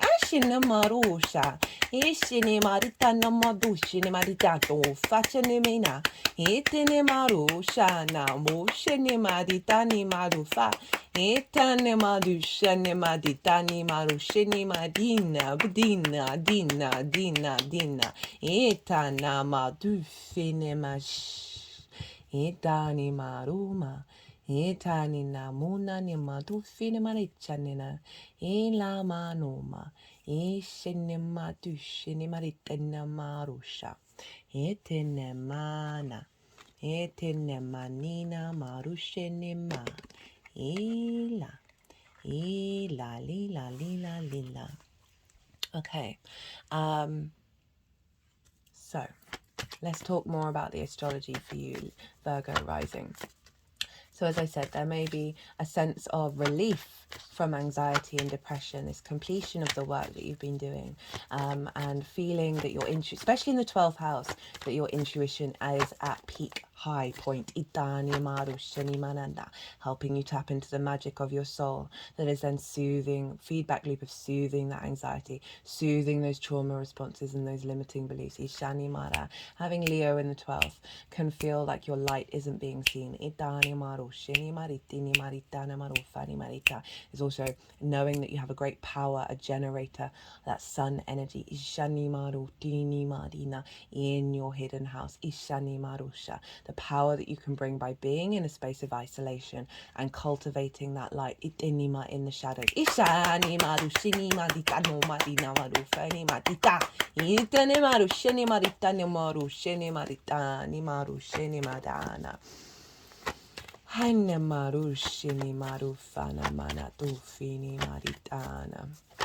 And so what else can show up? I'll talk more about the triggers when I break down the other bits of the astrology, because then it will all start to link into place.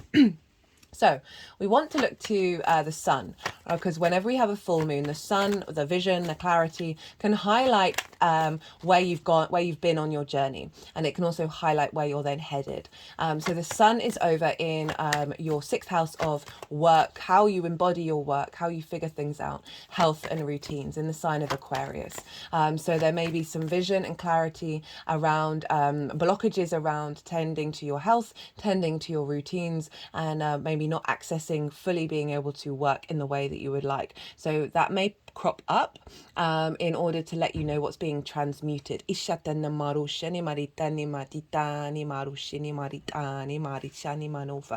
as those things might crop up and you're like, well, that's not me anymore.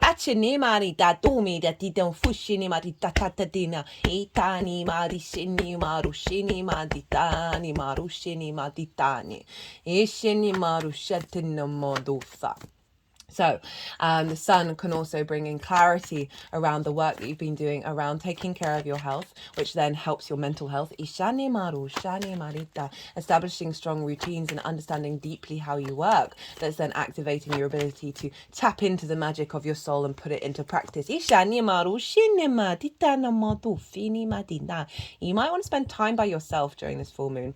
Admittedly, this is going to come out probably just after the moon is exact, but around the full moon energy, just to tap into your intuition. Ask for clues around embodiment of work or health issues. And so it may be that you're reminded of an old health issue that's no longer a problem. And soothing perhaps your unconscious space that's still nervous about that.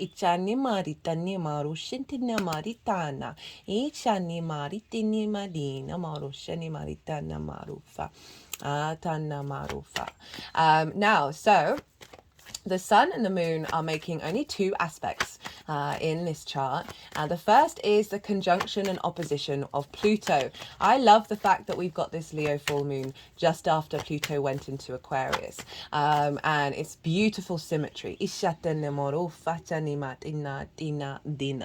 And so with that Pluto and Aquarius transit series, I really recommend you check it out. That is covering Pluto from now until the beginning of September. Loved doing that transit series. It was beautiful, because there's a lot of fear around Pluto, understandably, because Pluto can bring up a lot of fear and a lot of intensity. And so lots of difficult energies around obsession, possession, control, fear, the taboo. And so I said for everyone, tap into your Leo area. Right? Bring that Aquarius energy back into balance, because your heart might get negated, right? Leo rules the heart. Your light might get dimmed. Ishani Marusha. And making sure you're operating from a heart space, from a place of integrity that's looking to the future, is bringing that Aquarian Leo energy into balance. And so with that Pluto transit, it's really good to get back into the Leo area of your chart. So it's facilitating and supporting the transformation that is happening with Pluto. So Pluto, as I said, is about life, death and rebirth, creation and destruction. And this is why the difficult energies show up, because they're highlighting the human condition of struggling with lack of control, struggling with not knowing, Ishani Marufa, struggling with change. So there may be some intense energies that show up that are coming out to be liberated. And so before I did the collective reading, I was tapping into the energy of joy, love, laughter, right? Play. Ishani maru, shini maru, very Leo energy. And I pulled these oracle cards before I did the collective reading. I'm going to be doing the oracle card reading after I've finished this video. And there's some really intense energy here that is very powerful. And I was surprised that I wasn't tapping into that. And I was just tapping into the joy. Now, but what this intense energy is doing, and this is very much Pluto conjunct the Sun, the illumination, the clarity, the higher perspective that we're getting with this transformative Pluto cycle of bringing up all these difficult energies in order for them to be transformed very quickly, which I will finish on. I will finish that point at the end of this, of the end of the astrology. That it's then helping us bring a broader perspective, a deeper understanding of what love means, right? We are constantly evolving with that perspective.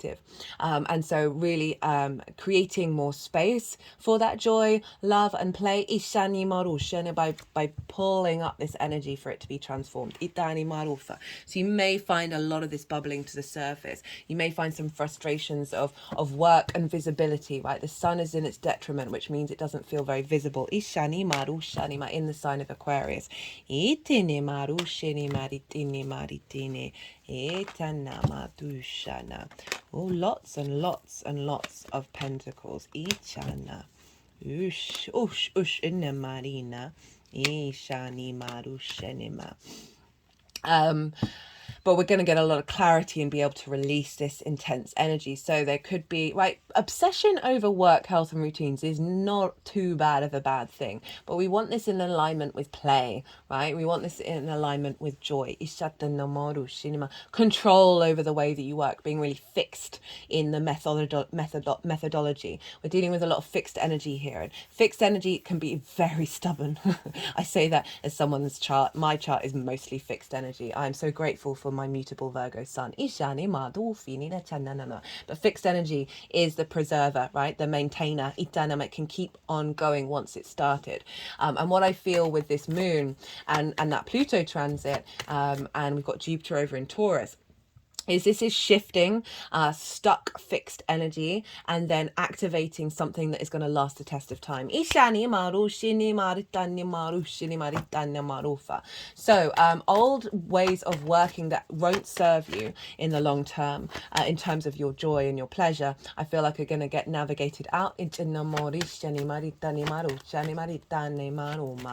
So Pluto's helping transform that, and also by opposition of highlighting and bringing up to the surface that which needs to be transmuted in your unconscious space. That's been blocking your heart frequency and the strength of your heart. Now, the only other aspect that the sun and the moon are making is a square with Jupiter by nearly the same degree. Jupiter's over in Taurus at 6 degrees, squaring both the sun and the moon and Pluto, but it's a little bit further away, but it's still squaring Pluto. So we've got this opposition between the sun and Pluto and the moon, and then Jupiter here forming a T-square. So two squares, two 90-degree angles. And the release point of the T-square is the bottom of the T, which is Jupiter. Which when I was like, oh, I wonder why I wasn't picking up on this really heavy energy, is because Jupiter is providing a lot of abundance and a lot of wisdom and a lot of support. Itani marusha to transmute. Itani marushini meditani marushini maditana. And so Jupiter for you is over in your 9th house of your perspectives, how you see yourself in the world, your morals, your ethics, your philosophies, your connection to book religion, source energy, spirituality, nature, science, whatever it is that's a matrix that's bigger than you, that you're figuring your path out within it, right? And your connection to the matrix and all the other matrices. It's all about perspectives. It's also about learning and teaching and often mastery of something in order to then share your perspectives. We are here to share, not control.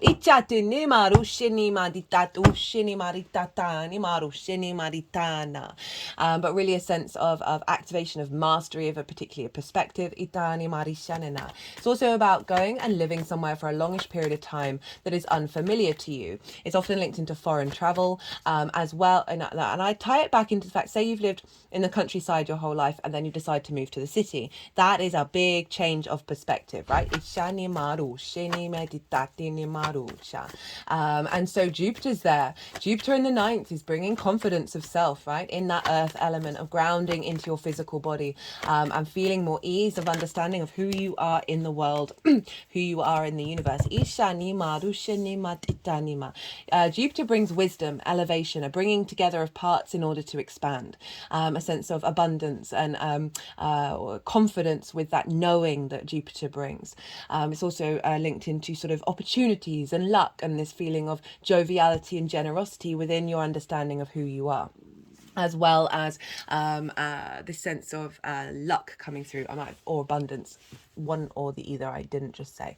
But all of those things might have felt quite restricted because Jupiter was retrograde from, I think it was around September to the end of last year.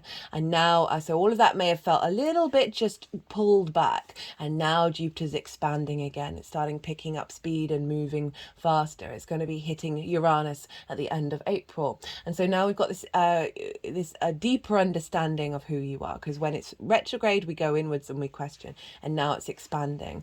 And so we've got this square energy. Squares are an aspect of Mars. Mars can bring about conflict, drama, winning at all costs, right? If these things are coming up, they're coming up in order to be transmuted. You do not need to be in conflict with your perspectives or other people's. The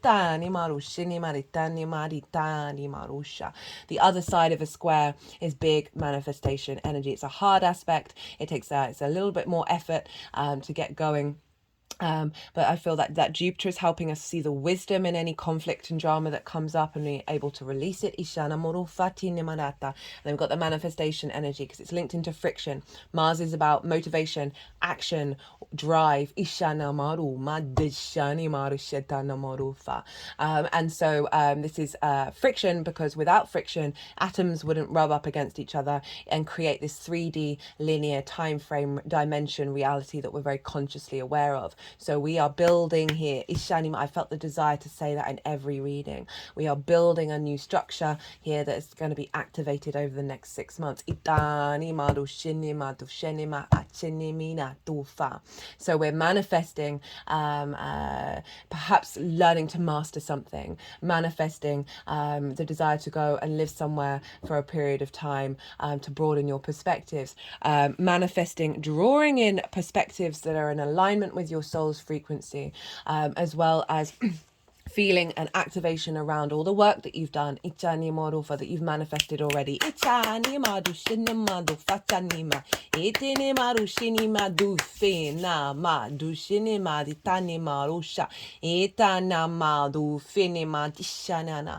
Jupiter is a yes planet, right? So it is soothing us of the difficult, transformative times and allowing deep wisdom for us to embrace with peace the momentum moving forward. So thinking about those triggers, you might get triggered of feeling like your perspectives aren't heard or seen, not being able to connect to who you are in the universe, that is and your meaning here, and that's feeding into this moon in order to release it. And if something comes up, unravel and work with that over the next 6 months. A situation may come up as well where perhaps your perspectives and your light isn't very visible not and your work perhaps isn't being appreciated, but you're not bothered, right? Because you're still going to do you, right? You're working to it, you're not attached to it, it's not impacting you creating in this world. Now we've done with the aspects, so now we want to look to rulership, because whatever's ruling a sign is impacting the sign that it rules. So Leo is ruled by the sun, so we want to look to where the sun is, because the sun is impacting what's going on in Leo. And so the sun is over in Aquarius, so we've already talked about this. So we've got the vision and the clarity of how to embody your work, how to take care of your health, being the adult in the room for yourself. This is the 6th house, clearing out limiting beliefs around being able to step up to yourself. Anxiety around the way that you work, perhaps anxiety and depression around your physical health.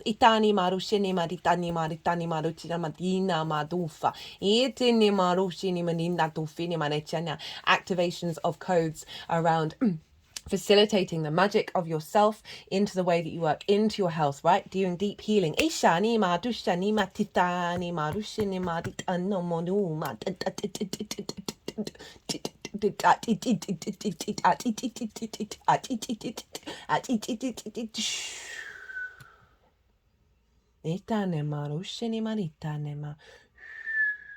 Okay, so I've got 3 main guides who I channel through the vocal light language at the moment, and that one that sounded kind of like a old printer, for those of you who are old enough, or a scanner. That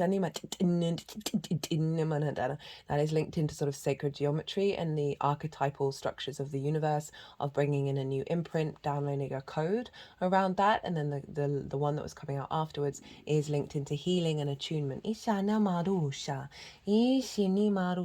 really focusing over this mask card. You've been hidden in order to grow. Ishatini marushinima dita ishine marushinima ushinima dishatinima rishinima dushinima rinda. Honor the process. Ishatini marushanima dina ishinima.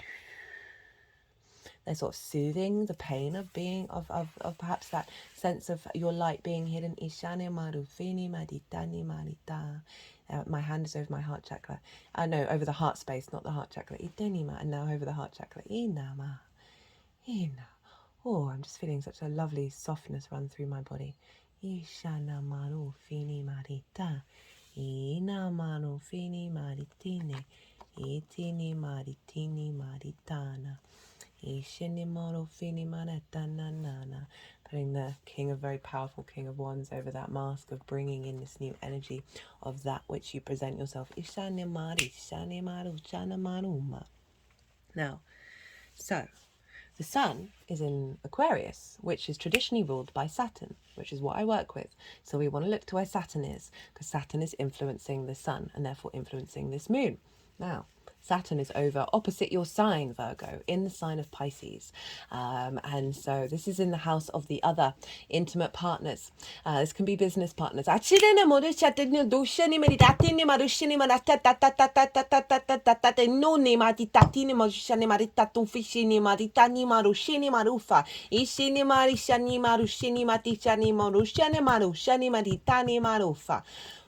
They kind of like the business partner thing. Can be one-to-one clients, people that you work with on a one-to-one basis at work, as well as intimate friends, long-term romantic committed relationships, because it's linked into marriage, as well as your source energy, how you connect to source.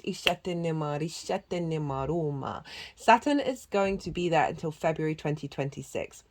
For those of you who haven't caught any of the Saturn in Pisces series that I've done 3. They're in their own playlist. They're really easily accessible. I still recommend the first one, even though the time frame we've moved past, because in all the introductions, I talk about Saturn in Pisces, Saturn with Neptune, Saturn in relationship to Jupiter. And that Virgo reading, I will have talked about the themes of Saturn being in the 7th house in way more detail.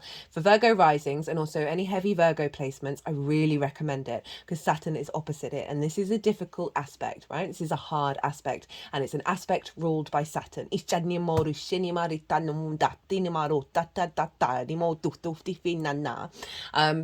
And I talk about the second is the retrograde, which we've moved past. I love that series. The messages were beautiful.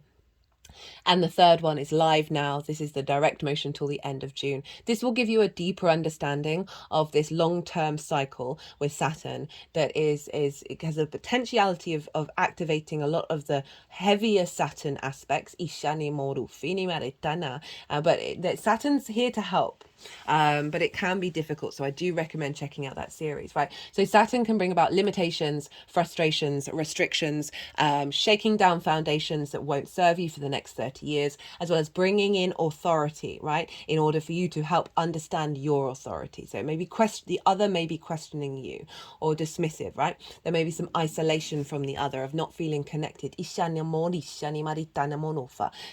wants you to commit to understanding your own integrity, your responsibility, and your legacy, Ishana, and your own authority. Ishani marufini manitana, and it can bring things up around the other in order to help get you back into being yourself, right? And not sacrificing your commitment and what you want from commitment. Ichatini marushitini marushantina marushini matitanima. Can also elevate the relationship dynamics that you have in your life, bring in relationships that are linked into commitment and integrity. Now, this also can be deepening your connection to source energy.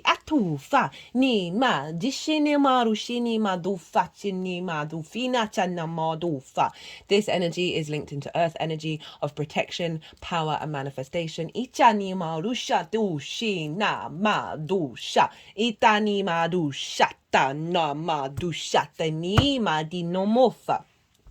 So this is influencing your sixth house of work, health, and routines. Now, I often find the connection between the sixth and the seventh goes back and forth, right? We want to figure out how we work and take care of our physical body, have good routines in order to bring in healthy relationships, right? We want to understand how we work in order to understand how to work in relationships. From a very grounded space. However, sometimes the seventh house, we can there's an element of prioritizing the other over self, which means we neglect the sixth. Now Saturn is making sure you don't do that.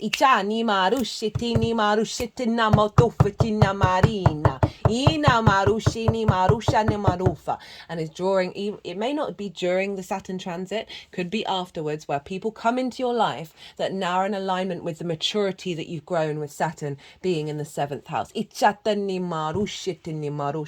There's feeding into the way that you work. So stronger connection to source to help facilitate the embodiment and your physical vessel. It can be, they were really excited about the business partner, so activating codes around collaboration, Ishani Morufa, with work and the magic that you bring in. Ishani Marushini Marishini Marusha, Itana Marina Monoma, Dina Marishani Maritu Finimaratana, Echena Morishini Maratini Marufini Maratini Manufini Maratini Marufini Marufini Marufitani, Atini Marusha, Ni Marusha, Nemaninoto, Marufa. Well, I got really excited with that one, so that might be a big theme for the Virgo rising. Shitani Mori Shani Man, the Virgo placements. Itani Maruma. So Jupiter rules Pisces, so we want to look to where Jupiter is, and we've already spoken about Jupiter. I love the symmetry of this moon.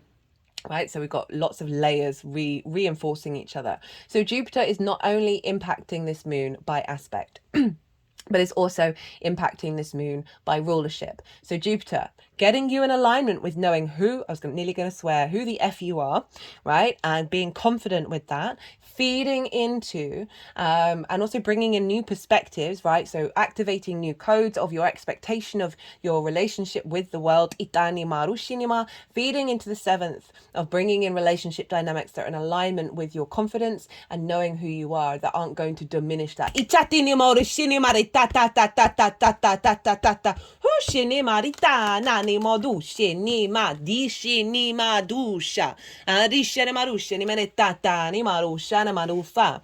All of this confidence coming through that's then like speeding over to that moon of activation codes of you feeling more integrated, you being able to clear a lot of heavy energy that has maybe blocked your unconscious spaces. This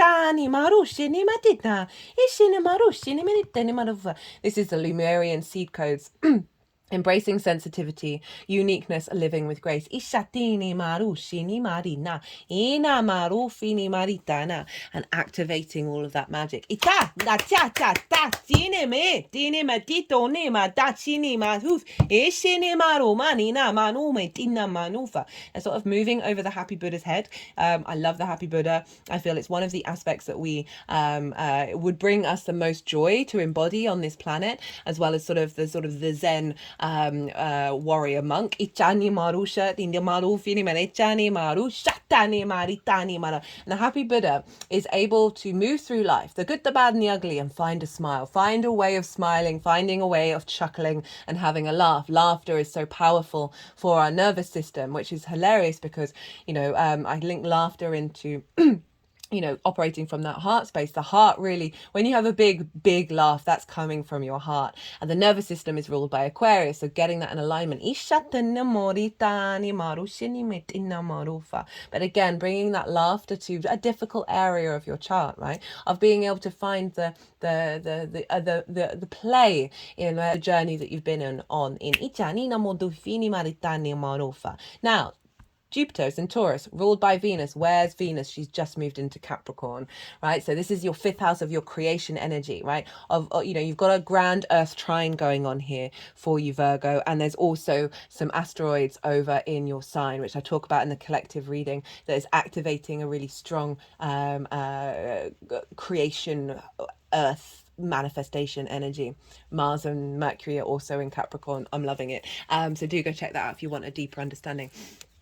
So Venus in Capricorn, in your 5th house of your creation energy, your house of joy, your pleasure principle, not just linked into romance, but finding joy in every area of your life, finding pleasure in every area of your life. Amusement, play, games, children, both your own, children you work with, your inner child, as well as your creative things that you birth into the world that are your children, right? This is also, is that everything linked into romance and short-term dating? Venus is moving through there just after Pluto left, which I love. Venus has an element of clearing up because she connects. She wants harmony. She wants things to be a sense of grace, a sense of diplomacy. There's love, there's appreciation, there's value and creativity coming in. It's her favorite place to be. So utilize this time with Venus being in your 5th house of finding your joy, finding your creativity. Now she's influencing Jupiter, saying, hey, let's get these perspectives in line with joy. And in line with you creating in the world. We're here to create. It doesn't just have to be the arts, doesn't have to be art or music. It can be absolutely anything that is your individual spark in the way that you bring things into life. Feeding all of this energy into Jupiter, saying, let's get this in alignment. That's then going back into your one-to-one relationships. Let's make sure that the people in your life that are showing up, that are in alignment with this joy and creating rather than conflict. Ishana Morufa. Feeding into the way that you work, the way that you take care of yourself, because you're feeling more good about yourself, so you're able to commit to yourself more. That's then creating more space, clearing stuck energy in your unconscious areas that is activating the magic. So Capricorn is ruled by Saturn. So we've got this feedback loop. Because then we move back to Saturn, then we move back to Jupiter, then Venus. So we're in this loop between Venus, Jupiter and Saturn, the two greater gas giants.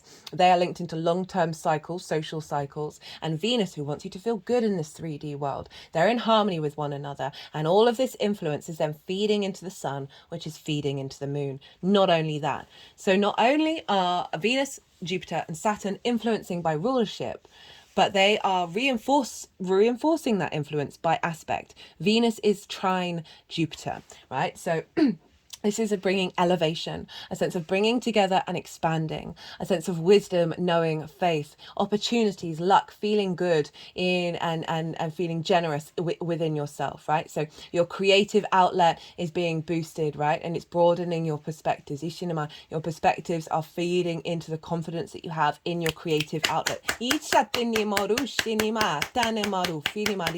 Venus, just thinking about it, might be clearing some triggers around romance, as well as whether your creativity is being seen, and helping make peace with those old cycles and bring in new ones. Now, Venus and Jupiter are sextiling Saturn, so they're kind of forming this shape. Just imagine that these thumbs are all one thing. And so sextile is an aspect of Venus. And so we've got the two benefic aspects, a trine and sextiles with these energies. Venus wants to bring in that love, that creativity, that sense of flow and connection. And they're all in harmony with one another, right? So Jupiter and Venus are trying to be in harmony with Saturn, with making sure your connection to source and other relationship dynamics are in alignment with your broadening of your perspectives and your deepening of your creative energy. Now, all of this is then doubly reinforced back into that sun and moon. This moon is very yang, right? It's fire and air. It's very action orientated, out in the world, the extrovert. Now, it's being governed by yin energy, earth and water, which is nourishing, bringing depth, nuance, strategy, observation, being held, right? I feel like this is creating a vessel of emotional well-being, ishane morufa, to help transmute any of those difficult energies into this vessel, and being held with grace and strength, Ishana Marufa, and maturity, Ashani Maritanana, and the sun and the moon are burning this up, right? The fire and the air, right? The fire is transmuting it like a phoenix, and the air of Aquarius is bringing in a higher perspective, Ishana Marufa, and the air is moving this and shifting this into this, in and transforming it into a new frequency. And then with this yang energy moon, we're going to know what actions to take intuitively to activate this over the next 6 months. Ishani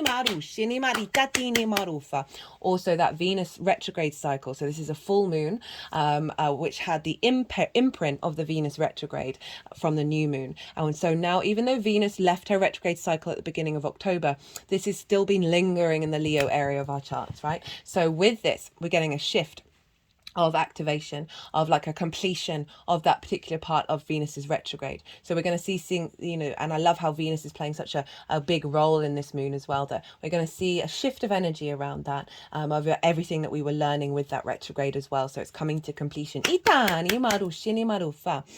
recommend you check out where your sun and your moon are in your natal chart. Look to the houses that they're in and the themes of those houses. They will always get activated with lunations. You may get some themes, no themes, all of the themes, right? So this was going to give you a more personal understanding of how this moon is showing up for you. Now, they've put the deck down, so all the cards have come out. I'm going to go consciously quiet. I'm going to let the energies move through me. They are going to do some physical and vocal light language. They're going to move all the cards around, and then they'll bring them back into the 3 piles. And I'll then I'll come back into sort of a more conscious space, and then I'll bring in the tarot into the astrology. I call you to soften your mind as well, to allow all of that information to settle in your unconscious, and then see what intuitive hits come up while I'm doing this sort of activation here.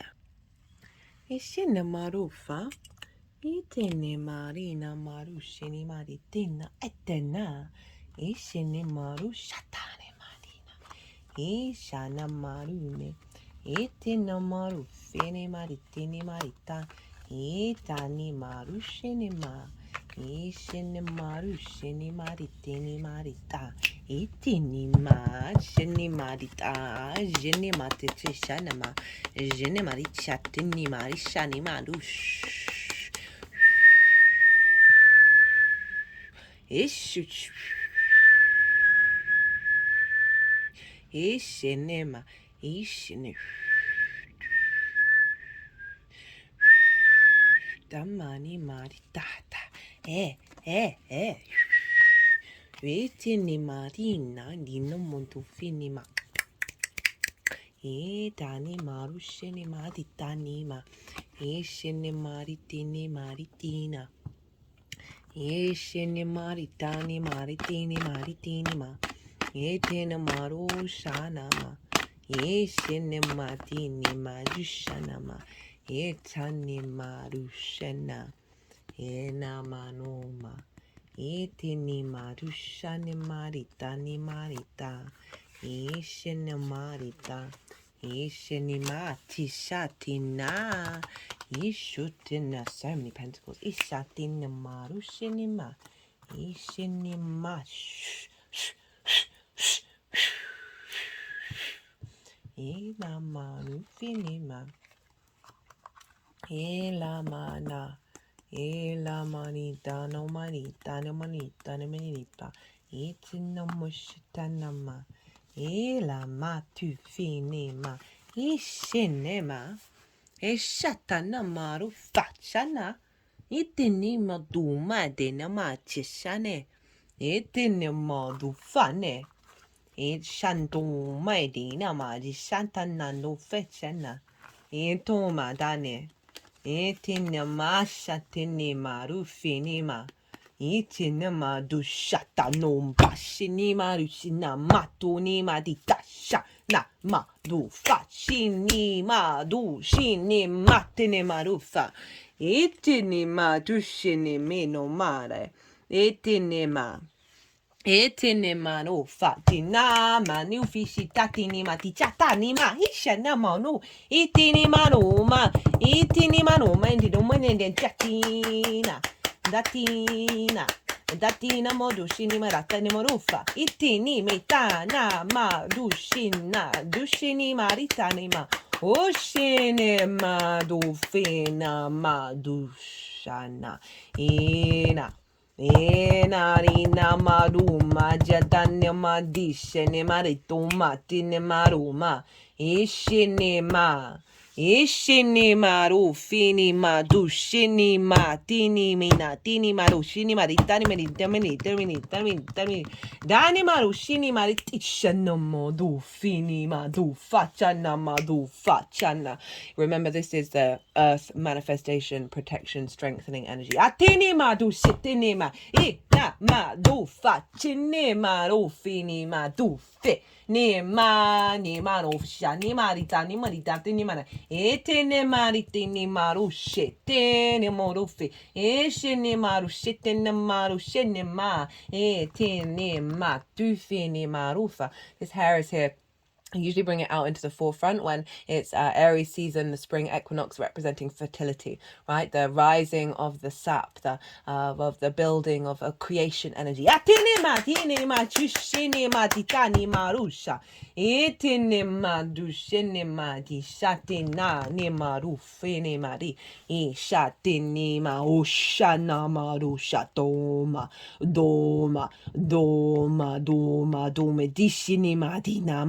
Fini madina echana maru shine madoma etene madushene etena maru fini madu fetena madushana marufa. Right, Virgo, that was quite powerful. They've been really quite insistent in this transit of just streaming out the whole time. Right, so this is the lead up to this full moon. We've got the Five of Cups. Itani marusha. Ishatine maru shini maritini marichata hatine maru shini maritini nadina. This is the sustainer card. Ishatini marada, bringing you a new mask that will sustain you. Ishani mana, and mask is not a bad thing. Ishana maru shini maritana. We are in a mask. This human incarnation, this vessel that we're in, is a layer of a mask. Ishani maru shini marita, like a new avatar. Ishatine marina. Itana marishani maru shini marita. There's inherently more linked into your soul tribe, your soul family, and your soul existence. Ishatini maritani maritani maritani menitama etene marushini maruchani maditani marushini maritani marufa etani madushene ma arushini maritani maritani marita etene marushini marishini maritini marufa ena manoma. Right, okay, so we've got the Five of Cups, Ten of Swords, the World card, and the Page of Pentacles. Now, before I forget, I want to talk about, they were doing a lot of energy work with these two cards and the Nine of Pentacles. So the Nine of Pentacles, very independent energy, knows how to create in order to bring in abundance into their life. Obviously, the Five of Cups is about grief, is not finding flow, of looking at the Three of Cups that have fallen over.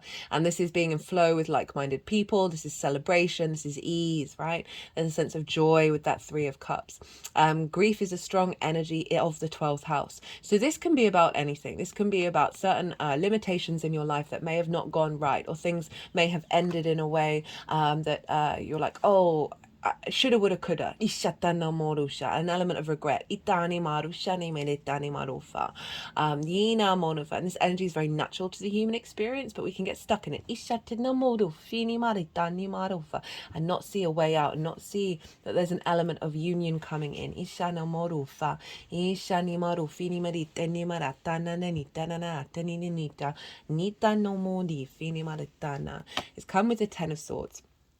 The Ten of Swords is very, very karmic. And this is because all the swords, one, it's 10, and two, and all the swords are along the spine. Leo rules the spine. We hold a lot of karma in our spine. It's where our Kundalini energy rises up through, right? But all these swords are along that. So often people have back problems because there's a lot of stuck karma in their spine. And we're not in flow. One of the things when I first started doing the physical light language that the energies really liked me doing was unwinding my spine, lots of spinal work. That was one of their key focuses. So all these spines, all these swords have been have immobilized this figure. This figure is not feels a sense of betrayal, feels a sense of isolation, right? They are not able to act from a space of vitality, right? And this can be constructs. These can be the constructs in your mind, your limiting beliefs, your trauma responses that have come from nearly every different direction. This could be stuff that's happened in your parental life, right? Certain love languages that then get recreated in outside world situations where it doesn't seem to matter what you do, that there's an element of not being supported. It could be anxiety and depression that keeps you in isolation, keeps you in separation from the outside world. Ishana Marusha. Now, that Nine of Cups was doing energy work by going down the spine, right? Down the swords. And then up them in an element of release, and then coming back down and then focusing on the sun, because you see the sun is rising, and it makes me think about having Leo in the 12th of a lack of visibility. Now the Virgo energy is very helpful, is very inclined to be of service generally anyway, and then for Virgo risings you've got that hidden sun where that light you have behind the scenes isn't necessarily visible to the outside world. But what it actually is a very powerful generator. So you can get things done without necessarily having people drawn towards you for that light.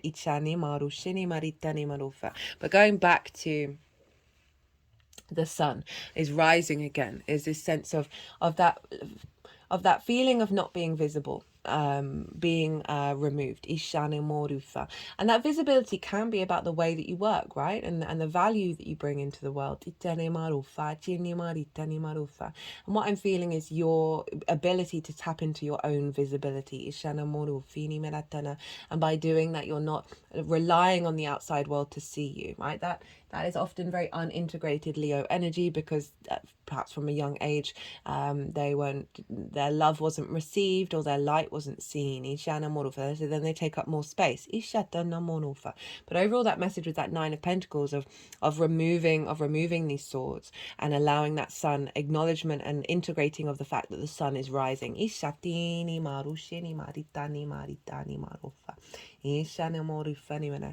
Here, this figure has this hand gesture. It's the same as the Hierophant and the Six of Pentacles. It's the benediction. It's the two fingers up, two fingers down, representing the connection to the sky and the earth, the what is seen by the light and what is in darkness.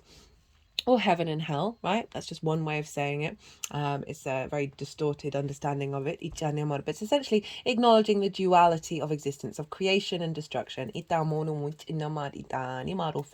how they are interlinked, and how sometimes we need to go through these things in order to resurrect, right? And in order to really connect to the light of our sun, from an inner space rather than seeking it externally. It's come with the World card and the Page of Pentacles. So it's been for almost every reading, lots of difficult cards here, but really grounding energy of like having the mindfulness to work through this energy. So this has been showing up. This may be things that have happened to you over the last 6 months that feel really big, or just generally working with that energy of acknowledging that it's within you and taking the time to figure it out. Because we've got the World card, and the World card is know thyself and the world will open up to you. So this is saying that you've been going on a journey of figuring out who you are. Saturn loves being in the 12th house, by the way. This is Saturn's card, of being in a state of contemplation of self, right? And your connection to the world. 9th house, Jupiter placements, and uncovering the skills and tools and the resources of the magic, see the wings here, that you have in order to flourish in the world, right? So moving past this sense of restriction and grief, and activating new frequencies. It's also representing an element of completion of that cycle. Got the Page of Pentacles, which is saying you've been heralding in new ideas, new constructs, that are serving you in this 3D world, right? Helping you create rather than be in that isolated space. Pages bring in a very youthful energy. They're very excited about this new adventure that they're going on in the court. Page of Pentacles is also the most studious, right? Is going to commit to learning its new craft. So it feels like you've had this sense of regeneration. But there's been time where you've been recalibrating and integrating this new experience and this new vibrational knowing of self.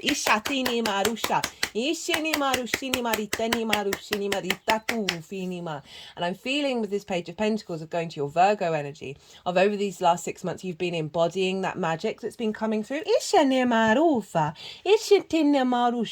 through osmosis of the 12th house, feeding into your first of your embodiment of self. Now, for the energy of this full moon, we have the King of Cups, the King of Wands, the Empress, oh hello, and then the 10 of Cups. So we're moving to a very different 10 here. Love this. Emotional control and power of transformation and creativity. So this is really feeling, this is showing up a fair amount. And I think it's because Saturn's kind of strongly involved here. The King of Cups is in a storm, sitting on a stone throne on the ocean. And this is marking of like you not being consumed by fear, consumed by anxiety, consumed by the outside world and the visibility. You are doing you, and you're tapping into your deep intuitive creative resources and are able to take action on it. There's a sense of command and authority with kings. They know what they need to do in order to take action to manifest in the world. Now the King of Wands, very Leo energy. So we've got this grounded, even though I'm saying grounded, this watery emotional control of this grounded base, that is facilitating action from a deep emotional connection in your unconscious, with this King of Wands that is now activating the power of that. You also being more in control of your unconscious space, of those difficult aspects. They're not impacting you in the way that they would be in the past, as well as I said, activating that magic. The salamander is able to go through, well, it was thought that the salamander could go through fire and still be protected and not be burnt. And the King of Wands is very protected in its movements through the world. There's a real sense of sovereignty and command of bringing that through from the unconscious that's facilitating the way that you work. Very creative energy, moving back to Venus being in Capricorn, and perspectives of knowing who you are in the world, right? And drawing in relationship dynamics that are in alignment with creating and taking action. Speaking of creation, hello, the Empress. This is Venus's card. This is fertility, right? This is why they were getting quite excited about this, and I'd forgotten that this card was here. This is fertility, abundance, feeling good in the 3D world, creation. And I love this for the 12th house of bringing more ease, bringing more grace, and wanting to clear energy around blockages that are stopping you from being in a state of creation. The 10 of Pentacles. This moon is bringing in an energy to help you create your legacy. And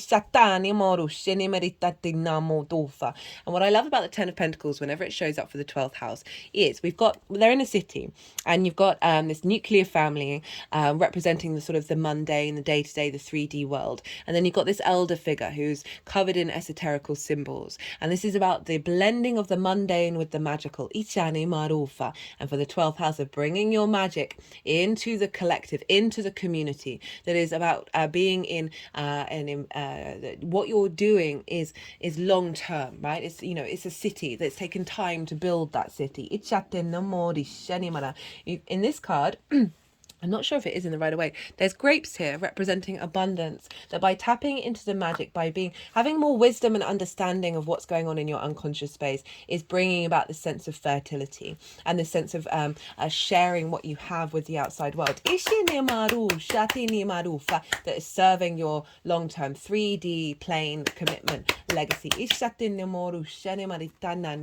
So that's what's being activated, and this is how it's unfolding moving forward. Oh my god, I'm so excited by these cards for you, Virgo, because it's really taking like so many pentacles, which is, you know, obviously you're an earth sign.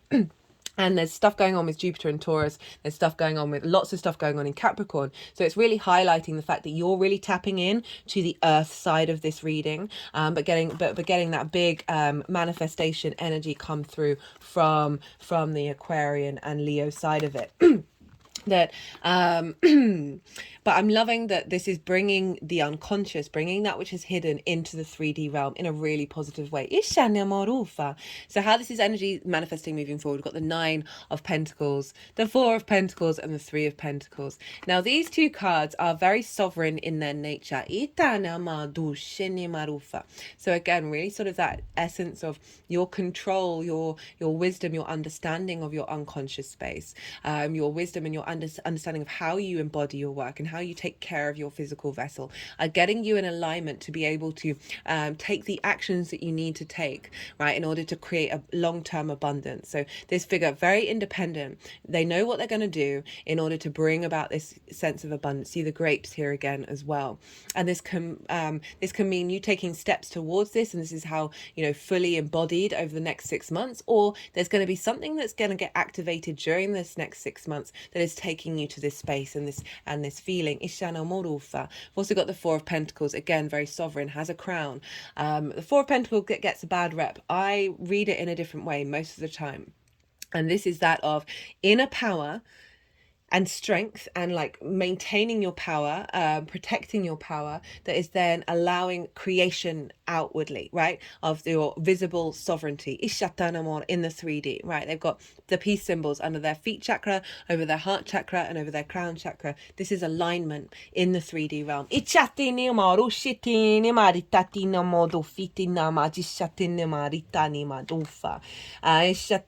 the 3 of Pentacles, which is collaboration and mastery. So interestingly, we got 3 of Pentacles when they got very excited about a business partner, and that can be source as well as something in the 3D. This is mastery, right? So this figure knows what they do, and they do it well, and they're not bothered about anybody else. They are just enjoying what it is that they do, and by doing so, they are drawing towards them like-minded people who've got, or energies, or different skills that you have, potentially different things in your unconscious space that have different talents. That then, by working together, you create something beautiful and long-lasting. And I love this in the 12th house, because this is saying, you know, that you're really mastering. The 12th house is a different house to master, but also bringing all of that unconscious space into collaboration to create something beautiful in this 3D realm. For the power of the magic of the 12th to manifest. And it can also mean, because of this sort of more imbalance with your behind the scenes unconscious spaces, allowing that magic to come through, that you are drawing towards you situations, scenarios, people in the 5D and the 3D and all the Ds, that are facilitating creation and mastery in this 3D environment. Right, let's get some qualifiers for you, my lovely Virgos. Ooh. I wanted that one. We've got thought, communication. The peace that you've made in your mind. The power of you being able to tap into clarity of the magic. The vision of the sun in Leo. Breaking out of thoughts that do not sustain you, right? So that anxiety, the repetitive loops, and bringing in thought processes and patterns, that Page of Pentacles, that is allowing for a clearer, not only a more abundance, but a clearer attunement to your soul. We've got temperance, balance, miracles, combinations, environment. So they're sort of focusing around the miracle side of it. So this is all about alchemy of self.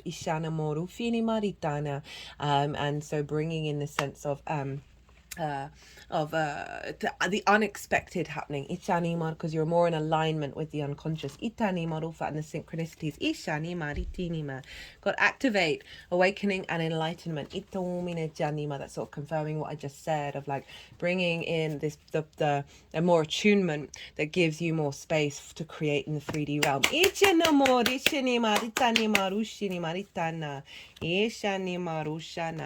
Got compassion for that which you may have gone through. I've got communication again. What really getting strongly of your ability to communicate to your soul, right? To the guides, to the unseen. Intuition. And the power of that. And really being in flow.